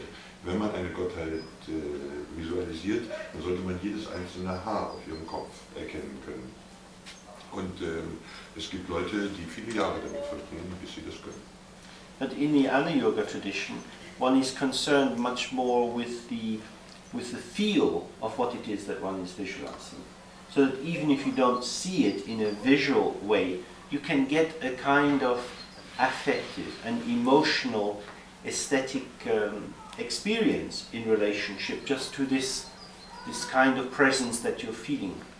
In der Ani-Yoga-Richtung, da ist es so, dass man sehr viel mehr mit dem Gefühl dieser Gegenwärtigkeit arbeitet, sodass man ein affektives und emotionales und ästhetisches Verhältnis zu der Gestalt gewinnt, die man sehen möchte. So if you can't visualize very, very clearly, you just try to evoke the sense of this, the feeling of it, the warmth or the pleasure, and open to the sensation, because you may feel something more around your body. So it's whatever ways you have available to you to make this experience alive, use that. Wenn ihr also nicht besonders klar sehen könnt, dann nähert euch anders an. Vielleicht hat sich das Gefühl für das Umfeld verändert sich durch die Visualisierung, durch diese Übung. Das Gefühl für das Umfeld eures Körpers oder sonst etwas entwickelt von daher eine Haltung zu der Visualisierung. It's absolutely important with all of these methods that you remember that they are designed to help you. They are not designed to make you feel inadequate or stupid or worthless. If you start to feel that because of a Buddhist method, then you have to either stop doing it or shift your own attitude towards it. These things are designed to help you. If you're getting hooked into them to think, oh, I can't do this, that's a sign I'm a bad person, no, this is really not what we need to waste our time on. Denkt daran, wenn wir so etwas anwenden, das sind immer Methoden. Diese Methoden sind dazu da, dass sie euch helfen sollen. Sie sind nicht dazu da, dass ihr euch irgendwie schlecht fühlt, dass ihr euch vielleicht sagt, ach, ich kann das nicht, ich schaffe es nicht, ich bring's nicht. Nein, wenn das so ist, dann sucht euch lieber was anderes. Es lohnt sich nicht, die Zeit mit so etwas zu verschwenden. Es ist dazu da, dass es euch hilft. Okay. So, with this very simple practice, what we do is we imagine we're looking out onto a clear, open blue sky. Wir stellen uns also vor, dass wir in einen klaren, offenen, blauen Himmel blicken. For some people it's easier to imagine that with their eyes open, with others it's easier with their eyes closed. Für manche Leute ist es leichter, wenn sie diese Vorstellung mit geschlossenen Augen herbeirufen. Für andere ist es leichter, wenn sie, was habe ich eben gesagt, geschlossene Augen? Geschlossen. Für andere ist es besser, wenn sie es mit offenen machen. So, you again make some experiment for yourself. In this clear blue sky, we imagine a ball of light. In diesem klaren blauen Himmel stellen wir uns eine Lichtkugel vor. This ball just rises out of the clear blue sky. Diese Lichtkugel diese Kugel erscheint einfach aus dem blauen Himmel raus. It's revolving and full of rainbow-colored light, red, white, blue, yellow, green. Diese Kugel dreht sich und sie ist voller Regenbogenlicht, rot, gelb, blau, grün. And it's quite transparent, so it's luminous and shining and transparent. Und die Kugel ist durchscheinend. Sie ist leuchtend, hell und durchscheinend. And you can, if you have already got a Buddhist practice that you can do Padmasambhava or something like that, you can imagine them inside this ball of light. Wenn man schon so praktiziert hat und zum Beispiel normalerweise Padmasambhava praktiziert, dann kann man sich vorstellen, dass Padmasambhava in dieser Kugel erscheint. And you can see, if you look in these Tibetan paintings, around the deities, they will always have this kind of sense of these 5 lights. Often it's as if it's flat, like a kind of nimbus, but really it's like an all-encompassing ball. Wenn wir uns die tibetischen Tankas angucken, dann sind die dargestellten Gottheiten immer mit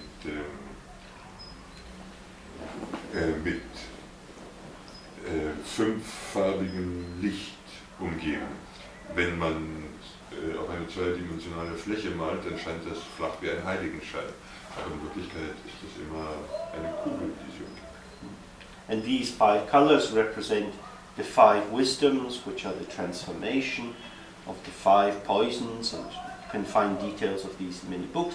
Essentially, though, what it means is that this 5 colors, out of the open blue sky, which is the enlightened mind of the Buddha, this basic Dharmakaya we talked of earlier, this open, empty dimension of awareness, these 5 colors of radiant wisdom shine out.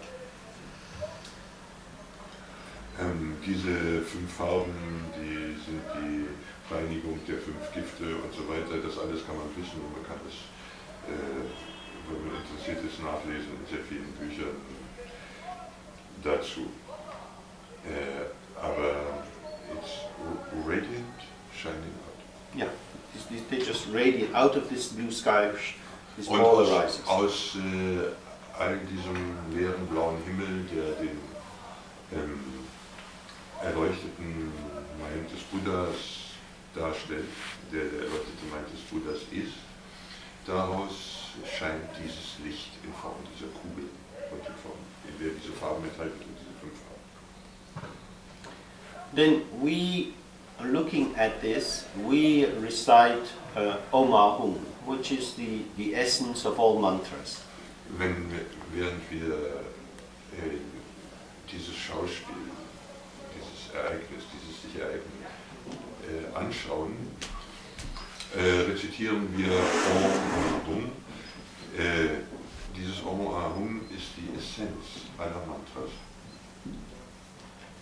So, as we're doing this, Om is the Buddha's body, Ah is the Buddha's speech, and Hum is the Buddha's mind.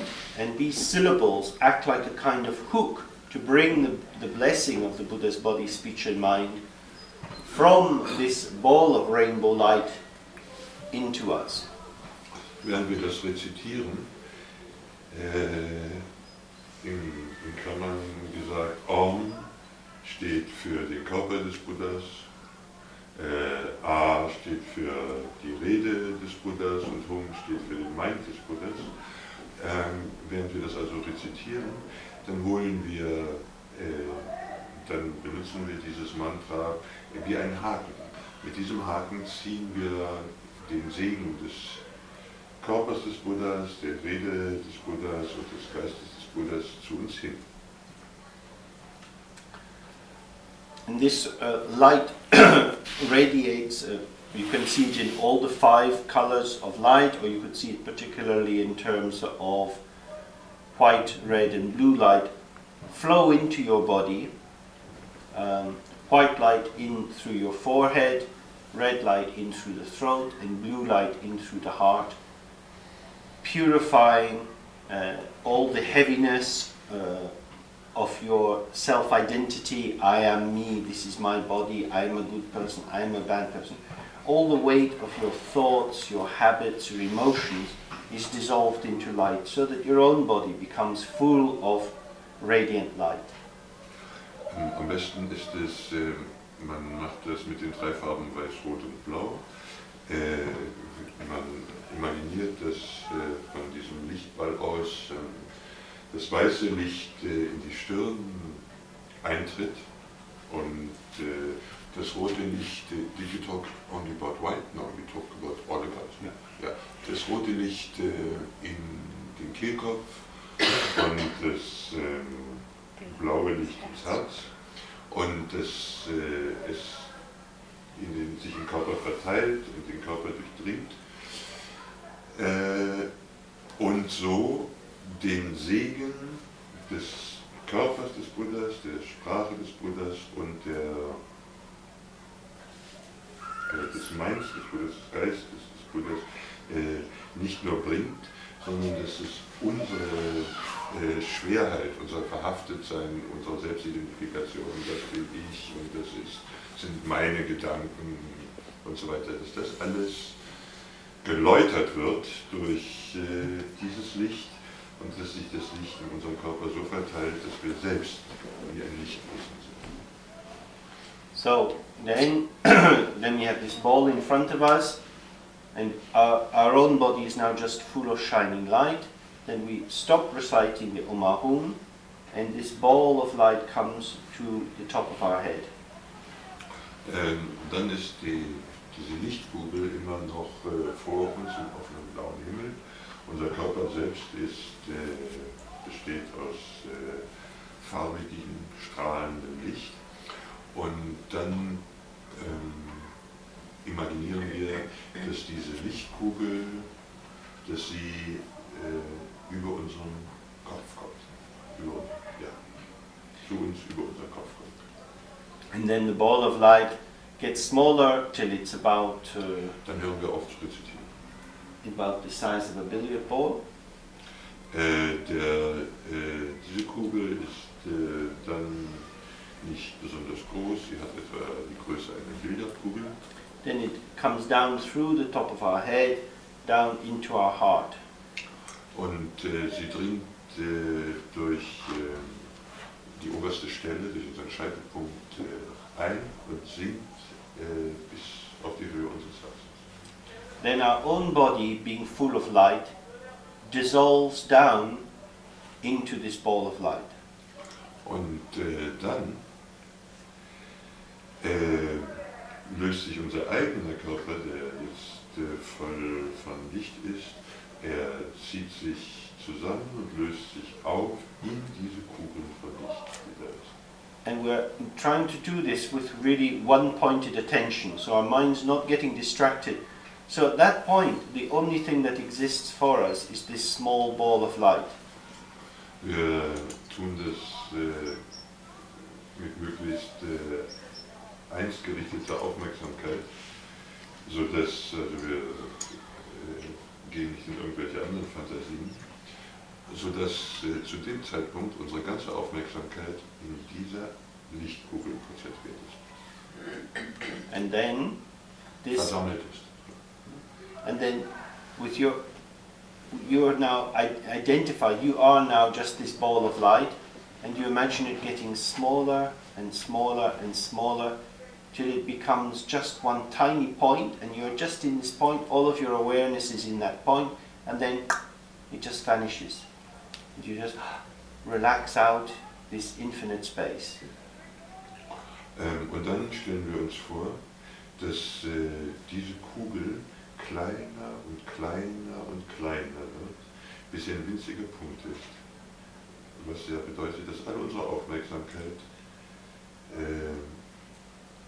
in diesem kleinen, winzigen Punkt ist und dann löst sich schließlich dieser kleine, winzige Punkt auf, der verschwindet dann schließlich auch und wir sind da in dieser offenen Weite. Then one just stays relaxed in that state as long as possible. If thoughts or feelings arise, maybe a sensation as if from your body, at that time don't go after that sensation. Don't think, oh, that's my shoulder, that's my head. Whatever arises, just very relaxed, let it pass by. Don't build up anything from the thoughts, just allow it to pass. Und wir bleiben so lange wie möglich in diesem offenen und weiten Zustand. Wenn Körperwahrnehmungen kommen oder Gedanken und Gefühle, die lässt man einfach sich ereignen. Man sagt nicht, oh, das ist meine Schulter oder oh, das ist mein Knie oder oh, das ist mein Rücken, sondern man lässt einfach zu, dass diese Wahrnehmungen sich ereignen und zu ihrer Zeit vergehen. And then gradually,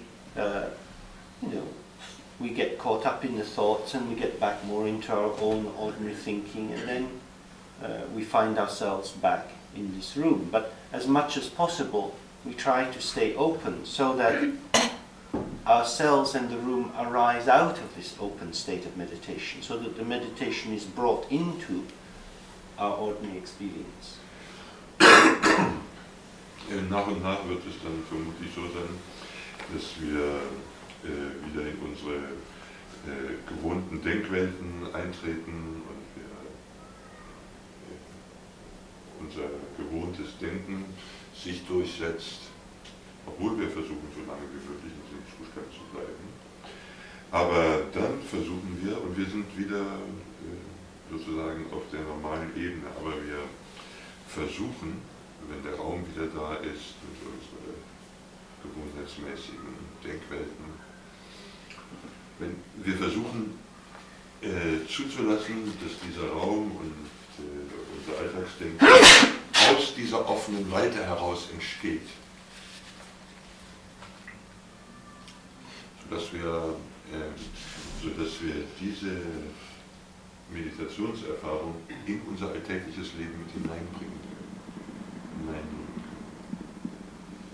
Okay, any questions on that? Anything you're not clear about before we try?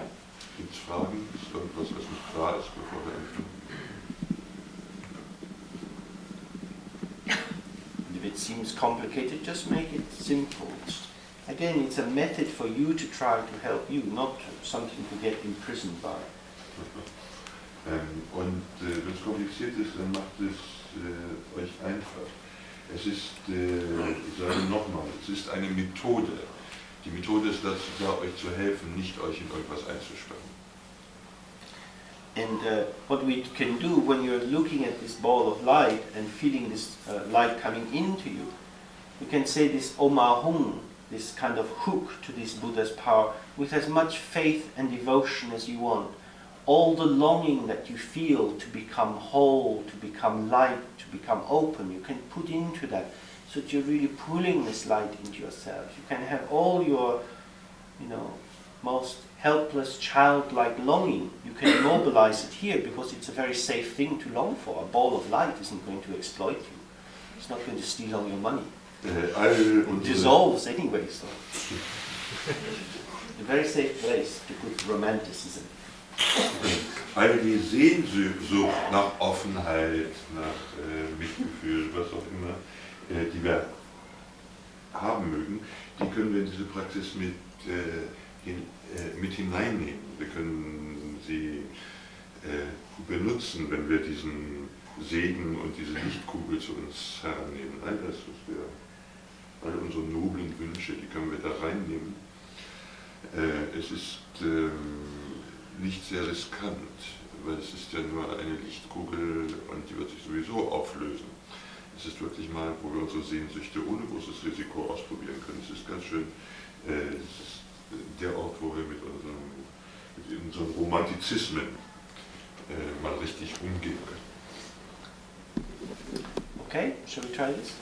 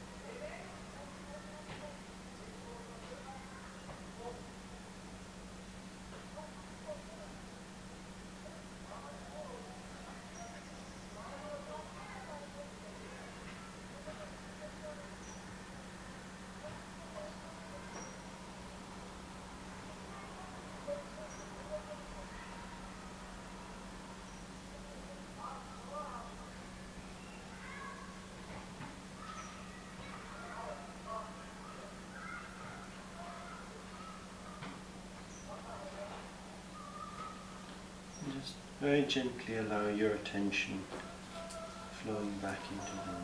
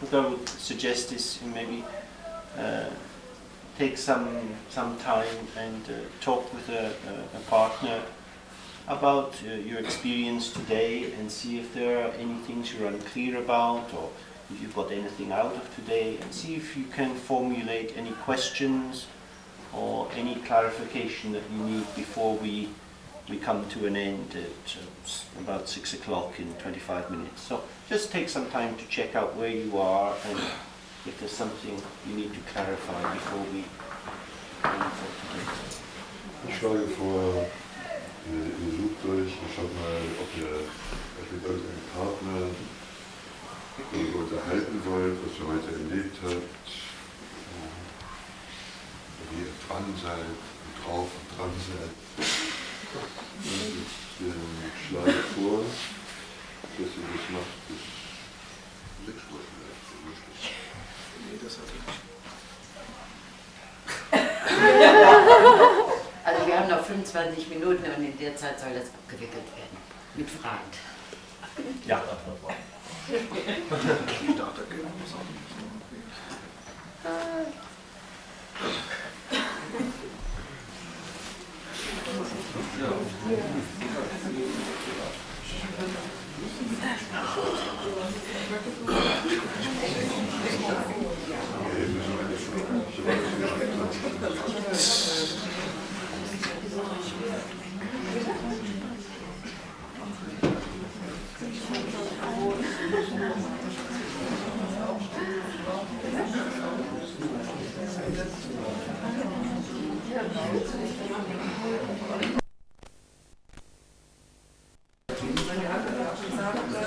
Okay.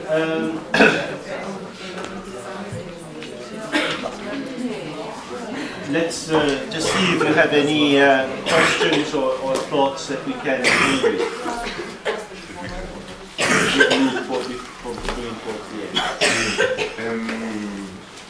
Lass uns mal gucken, ob ihr noch irgendwelche Fragen oder Gedanken oder Einfälle habt, mit denen wir den Tag abschließen können. You had presented a model, Sie hatten früher ein Modell vorgestellt, nachdem zuerst die Sichtweise, aus dieser die Meditation folgt, aus dieser die Handlung folgt und aus dieser ein Resultat erwächst. You had presented a model earlier by which first there's view, then meditation results from this, then action, and then the result. Für mich ist das etwas schwer zu sehen, weil wie soll ich die richtige View haben, wenn ich das Ergebnis der Meditation noch nicht vorliegt? How should I have view when I haven't meditated correctly? How could I have a correct view to determine which way to meditate when I haven't meditated correctly? It's sort of a circular thing. Teufelskreis. Yeah.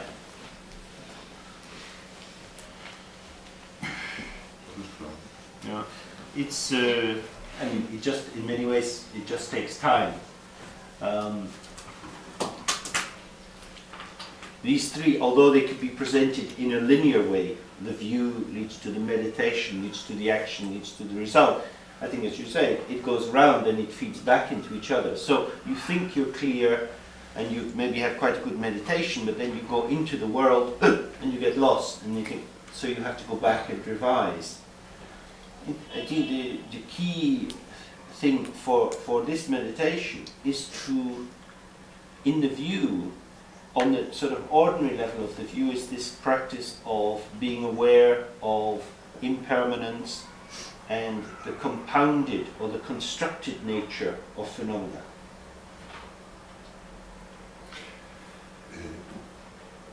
Es ist so, wir können das linear darstellen, dass so wie du das auch gemacht hast, dass die Meditation sich aus der Sichtweise ergibt und aus der Meditation wiederum ergibt sich die Art des Handelns und aus der Art des Handelns ergeben sich die Ergebnisse, die alles Handeln nach sich zieht. Man kann es aber auch sehr eher in einer zirkulären Struktur sehen, wo jedes Element ein Feedback, also sich zurückwirkt auf jedes andere. Es ist aber wichtig, so ein Prozess, wenn du damit anfängst, so ein Prozess braucht Zeit. Und man würde das, und nimm dir diese Zeit.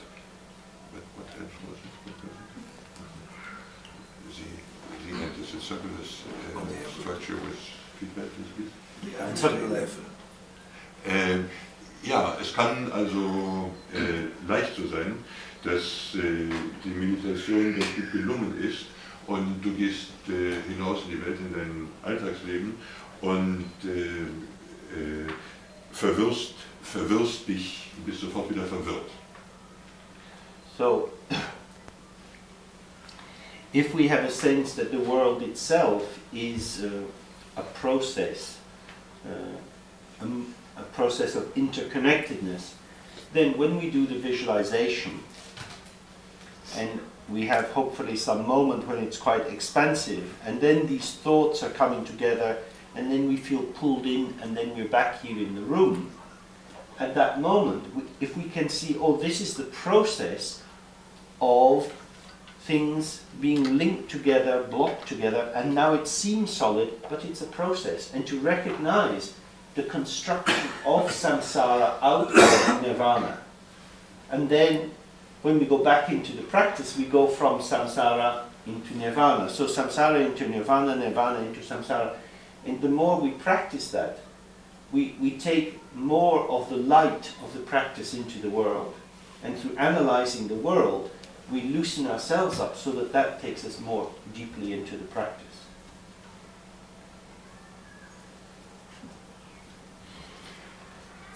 In Kürze, wie ich das Beispiel gegeben habe von der Meditation, aus der oder wie wir eben praktiziert haben, wir werden wieder in unsere normalen Gedanken hineingezogen, wir sind nicht mehr nur dieses Gewahrsein, dieses offene Gewahrsein, in dem sich die Gedanken ereignen, sondern wir werden in die Gedanken hineingezogen, sind plötzlich wieder da in der Welt, als die wir sie sehen sozusagen. Wenn das geschieht, dann entsteht Samsara also aus Nirvana. Und wenn wir dann aus diesem Zustand wieder meditieren, dann nehmen wir diesen Zustand, diesen Samsara-Zustand mit in die Meditation, wenn wir wieder zu dieser Auflösung und zu diesem offenen Gewahrsein kommen, dann haben wir Nirvana in Samsara. Nee, dann haben wir Samsara in Nirvana mitgenommen. Und so ist es ein sich drehendes System. With taking more light from the practice into the samsara, and then through your experience going with more openness into the practice. So, wenn wir nach diesem Modell funktioniert es so, dass wir aus unserer Praxis Licht ins Samsara bringen und durch das Licht, das in Samsara ist, auch in der nächsten Bewegung wieder unsere Praxis auch besser und heller wird. think a very important thing for all of us is to just accept that there's a lot to learn and that we don't need to know how to do things, and we can ask questions again and again. If you don't follow something, you can ask. I don't mind explaining things many times. It's not a sign that you're stupid. It's just many of these things are very strange and difficult to learn. So it's really important to give yourself permission not to know and to be a bit lost. Was sehr wichtig ist, das ist uns damit abzufinden, dass wir nicht wissen. Das ist etwas grundsätzlich Wichtiges. Das heißt nämlich, dass wir auch lernen können. Also fühlt euch frei, fühlt euch nicht unter dem Druck, alles wissen zu müssen, sondern fühlt euch frei zu fragen. Und wieder zu fragen und wieder zu fragen. Es macht mir überhaupt nichts aus, irgendwelche Sachen 3 oder 4 oder 5 Mal oder noch öfter zu erklären. Und wenn ihr fragt und etwas nicht verstanden habt, das ist überhaupt kein Beweis, dass ihr nicht besonders intelligent werdet. Denn es ist einfach so, diese Lehren, die sind sehr fremdartig und sehr seltsam. Und ich habe es gern, sie zu erklären. Dazu. So if we try the practice as hard as we can and then communicate with others about our experience and what we're doing, then we're able to bring some fresh air into it to try to correct it. I think that if we're frightened to do it in case we get it wrong, we don't get anything specific. If we try it out and it's not working very well, then that will help us to formulate specific questions so that you can get a better attunement with your own situation. Because you come first. The Dharma is there to serve the people, not the people to serve the Dharma.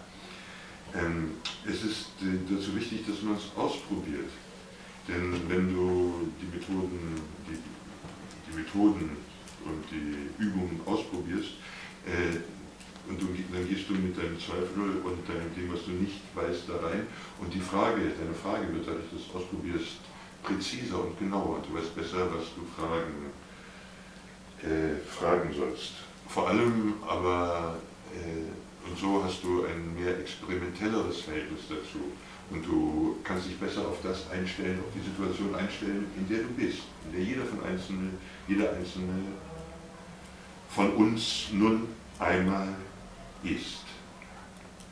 Und das ist völlig in Ordnung so, denn die Menschen, wir sind nicht dazu da, dem Dharma zu dienen, sondern Dharma ist dazu da, uns zu dienen.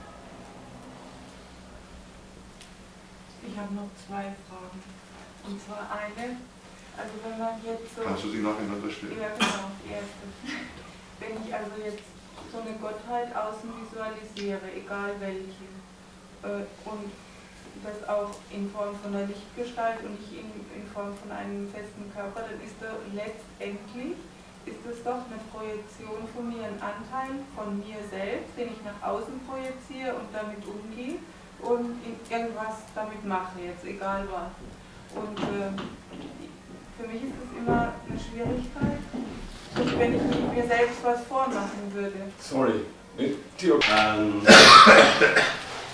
So we do 3 of the alternate and then 3 bending forward. And when we finish the bending forward, we will then just sit quietly observing the breath for about 15 minutes or so. Wir fangen mit dem Atmen an. Und zwar machen wir dieses Einatmen, 3 auf jeder Seite, und dann 3 Mal atmen mit dem Vorbeugen, so wie wir das gestern gemacht haben. Und danach sitzen wir etwa 15 Minuten und beobachten das Fließen des Atems auf der Oberlippe.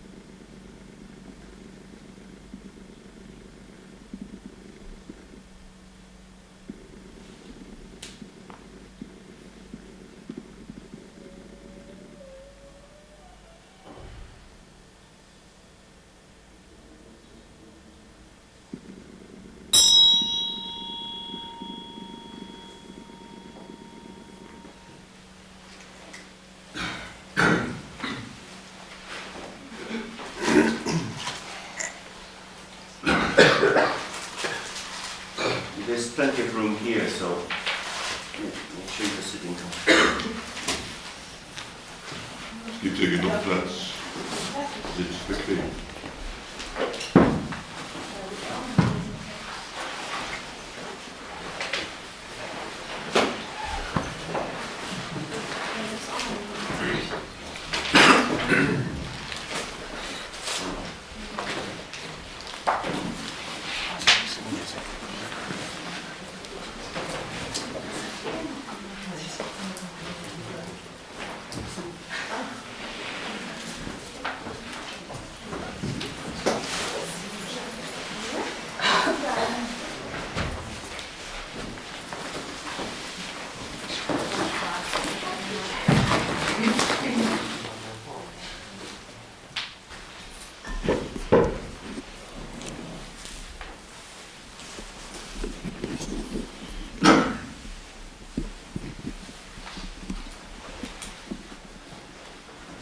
This morning I'd like to say a little about distraction and responsiveness. Heute Vormittag möchte ich ein bisschen über Zerstreuung und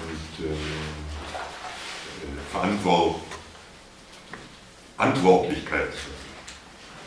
And then we'll do some meditation that will bring that into focus. Und danach machen wir eine Meditation, die das klar macht.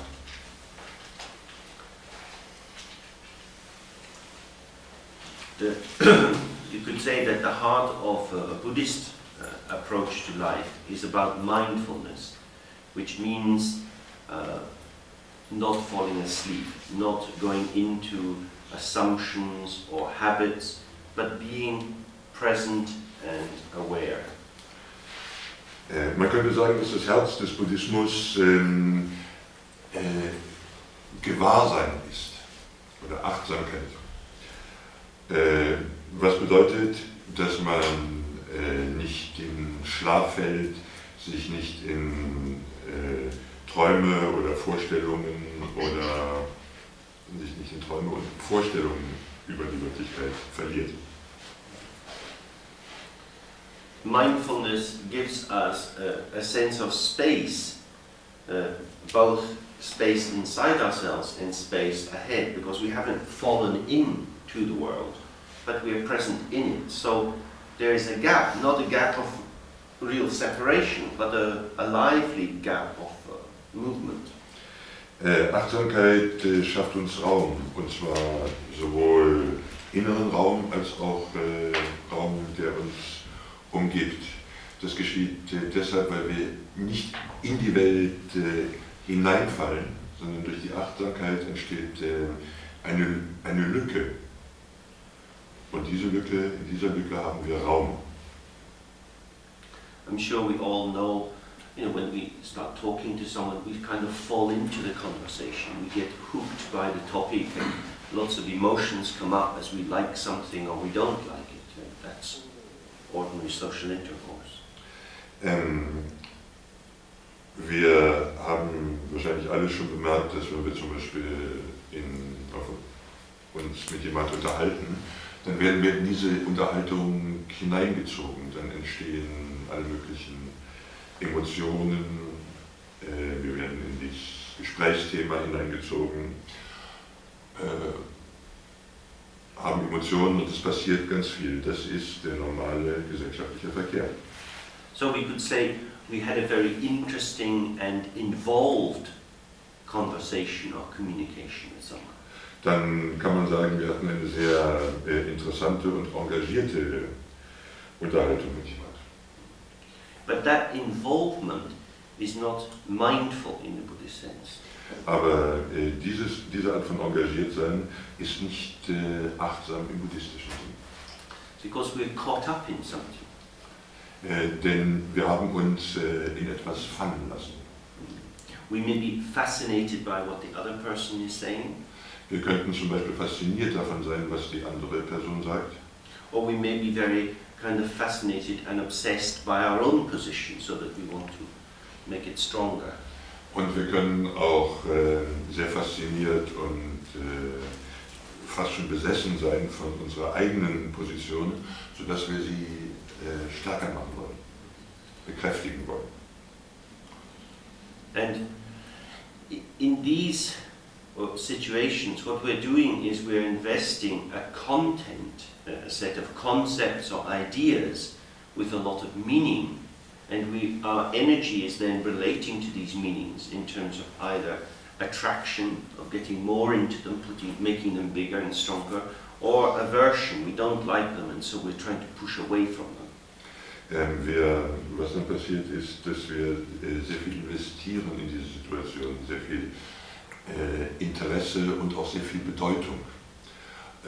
Und dann geschieht es so, dass wir entweder etwas in diesem Gespräch sehr wollen, befördern wollen, bekräftigen wollen, oder aber wir mögen etwas, was in diesem Gespräch, in dieser Gesprächssituation vorkommt, nicht, und wir versuchen es niedrig zu halten oder zu unterdrücken. And we probably know at work or college, wherever we are, that we make our friends, or we like people or don't like them because of the ease in which we can connect with them, the ease in which we feel that they somehow make our particular opinions of value or make them seem more natural. Wir kennen das wahrscheinlich alle vom Studium oder von der Arbeit her, dass wir die Leute, mit denen wir umgehen, danach aussuchen, wie leicht und wie unkompliziert wir uns mit ihnen fühlen. Und zwar fühlen wir uns mit denen unkompliziert, die unsere Werte und unsere Vorstellungen, die wir schon haben, bestätigen. Now, from the point of Dzogchen, one is not trying to say, oh, all that involvement, all that emotion and passion is a bad thing that one should avoid. It's just that when we get pulled either into it or pushed away from others, there's a kind of solidity and rigidity which tends to limit us because we take up a position. And it's that one wants to relax.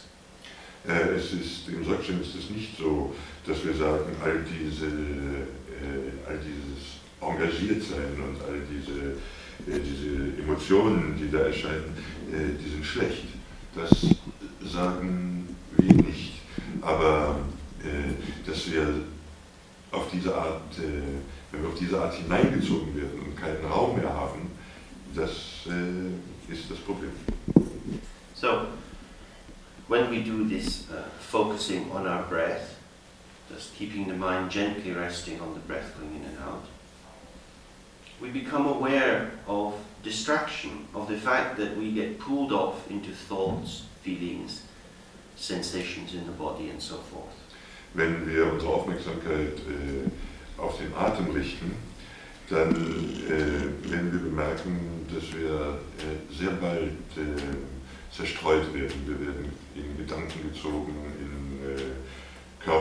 verschiedene Körperempfindungen und so weiter.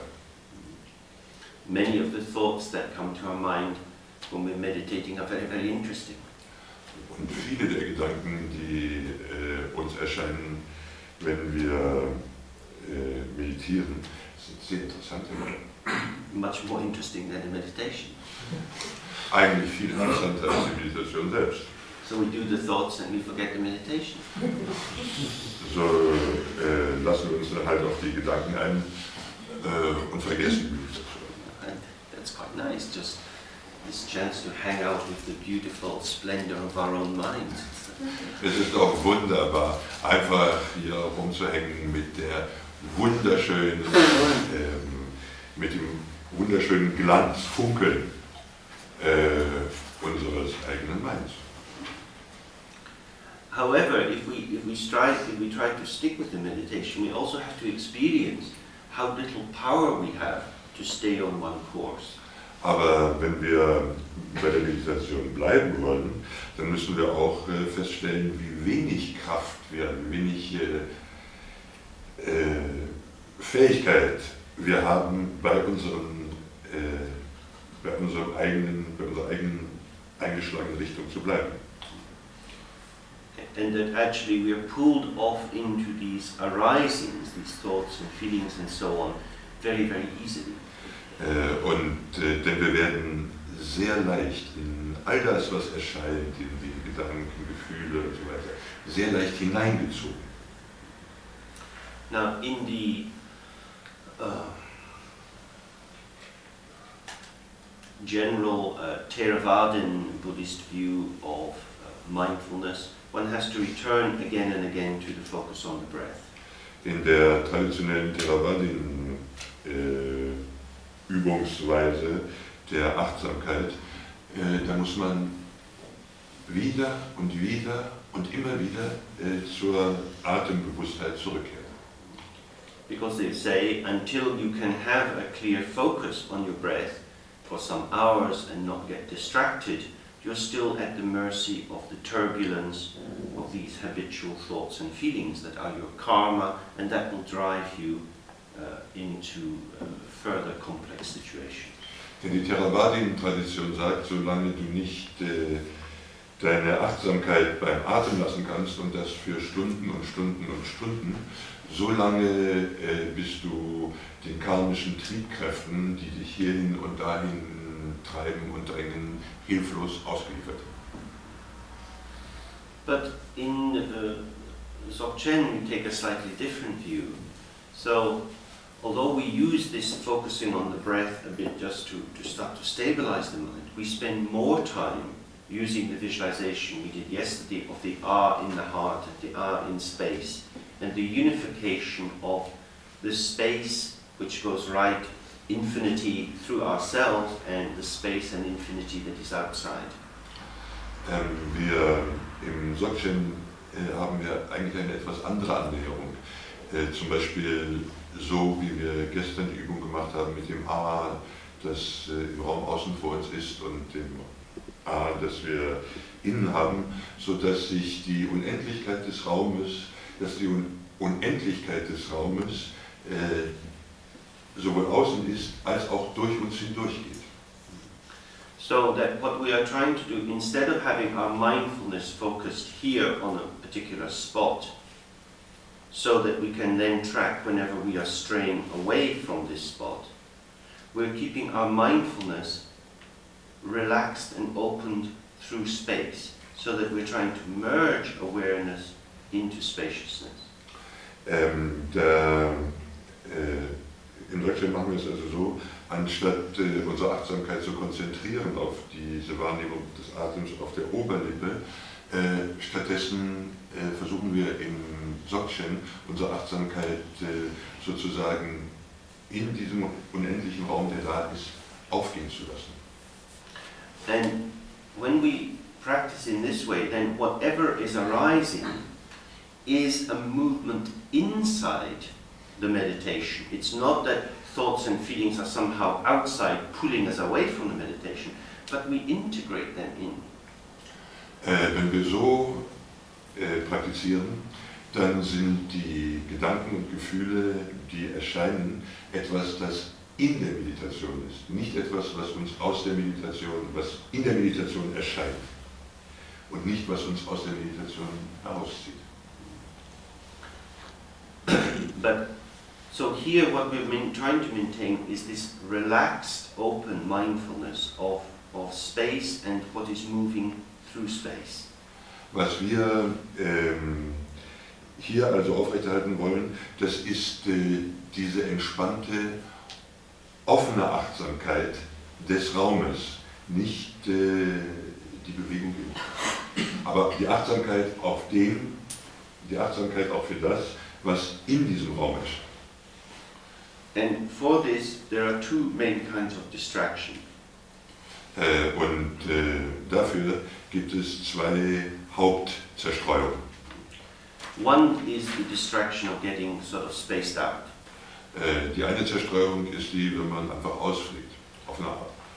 That is to say, just like somebody who's a bit drunk or stoned, lost, just nothing much is going on, maybe a bit like in depression, and what Siya Lama calls pig meditation.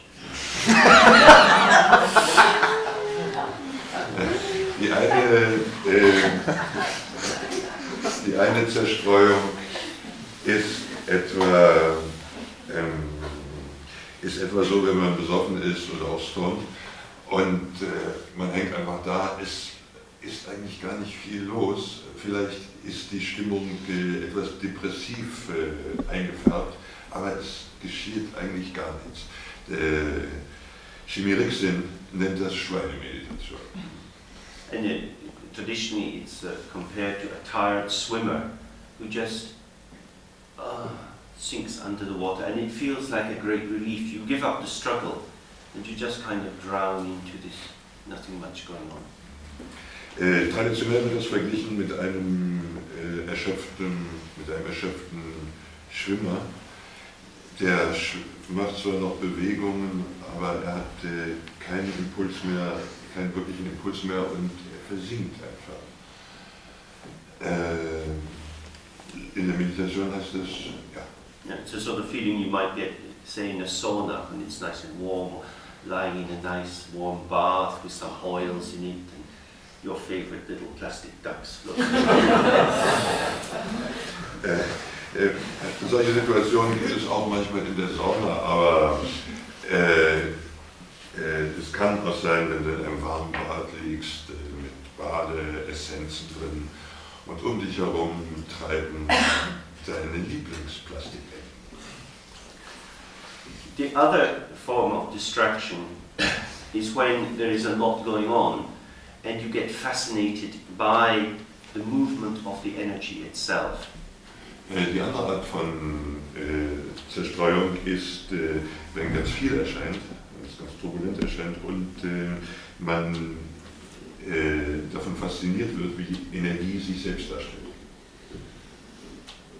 And this is a kind of wildness in the mind where either one finds it just cooked up or one is cooking it up oneself because one is perhaps frightened of going into the sinking mode. Der Zustand ist so, wenn das so passiert im Mind, dann kann man dann brodelt das entweder aus sich selber oder man bringt es zum Brodeln, weil man einfach Angst hat, in diese Dumpfheit, die wir vorher beschrieben haben, zu fallen. So it's a kind of manic depressive movement. Diese beiden Zerstreuungen, Post-Distraction. Yeah, well, one of the first is depressive and the other is Yes. like manic. Es ist also zwischen diesen beiden Arten der Zerstreuung gibt es so etwas wie eine manisch-depressive Bewegung. And what we're trying to aim for is a middle point where we have the openness and the clarity of a lucid, a light and clear attention to the energy that's arising in the form of thoughts, feelings, sensations and so on. Was wir anzustreben versuchen, das ist eine Art Mittelweg, wo wir versuchen, unsere Achtsamkeit, unsere Aufmerksamkeit, unsere Bewusstheit so bei dem, was erscheint, zu lassen, dass es klar, frisch und lucide ist, was immer erscheint. And when that's in place, there's a kind of happiness that arises with it. Und wenn das gelingt, dann gibt es eine Art von Glücksempfinden, das damit untrennbar damit erscheint.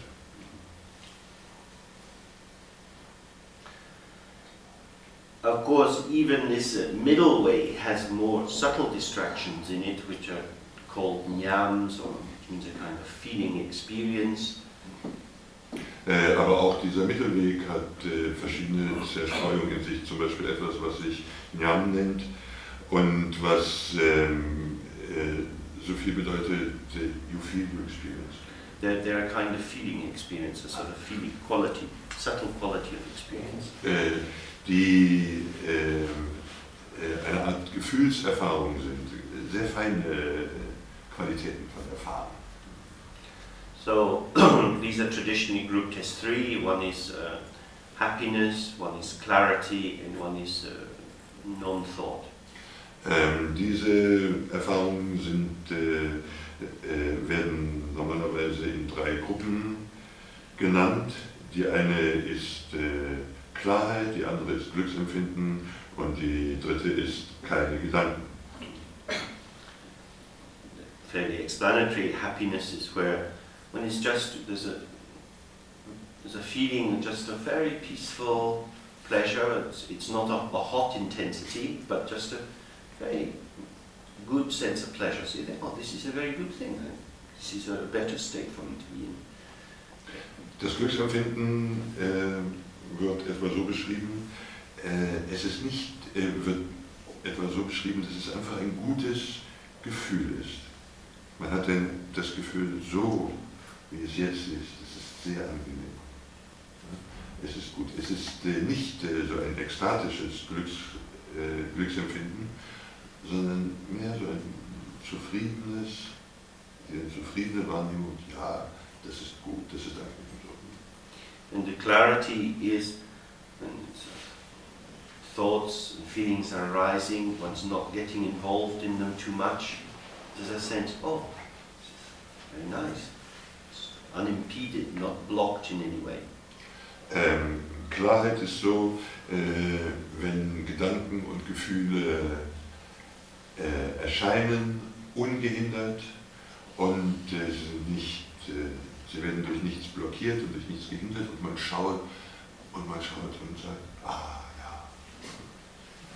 And the third one, non-thought, is when mind is not troubled at all and you just have this very relaxed, open sense, you know, like this image of the clear blue sky, no clouds, nothing blocking it, just very, very open. Und die Empfindung ohne Gedanken zu sein, die ist mehr ein Gefühl von Offenheit. Es sind keine Gedanken da, so wie der offene Himmel, ohne Wolken, klar und blau und weit und nichts. And these three states arise the more we practice meditation, and they're very good in some ways. They're a good result or a fruit of meditation. The danger for us is that we can become addicted to them. We can think, oh, now I've really achieved something. And because they are very pleasant, we want to return to that state again and again. And so instead of being open to whatever is occurring, we are trying to arrive at this point, which we know is a good place to be. Die Gefahr von diesen drei Störungen, die liegt darin, dass sie wirklich angenehm sind. Sie erscheinen, je mehr man sich an die Meditation, ans Meditieren gewöhnt, dann erscheinen diese drei Stadien. Aber die Gefahr dabei ist, dass weil sie eben dass sie so angenehm sind. Denn weil sie so angenehm sind, möchte man sie wieder anstreben. Man möchte, ja, das war so gut, das möchte man wieder machen. Und dadurch verengt man seine Achtsamkeit und behindert sich selbst, anstatt offen und diese offene Weite zu lassen, aus der das alles erscheinen kann, verengt man seine Achtsamkeit. Because as I was talking yesterday about this development of ignorance and how with this separation of subject and object some anxiety comes up, and that we spend a lot of our time trying to find a secure place to be, something that will make us have a safe continuing sense of self. This desire to find a place can get located in these three experiences, so that we return to them, so we think, oh, this is me, this is my true self, this is enlightenment. Es kann zum Beispiel so sein, wenn wir uns erinnern, wie als wir gestern davon gesprochen haben, wie sich Nichtwissen entwickelt. Einfach dadurch, dass zunächst mal eine Lücke da ist und dass wir sehr aktiv sind, dass wir eine Lücke erfahren, dass wir eine Menge unserer Aktivität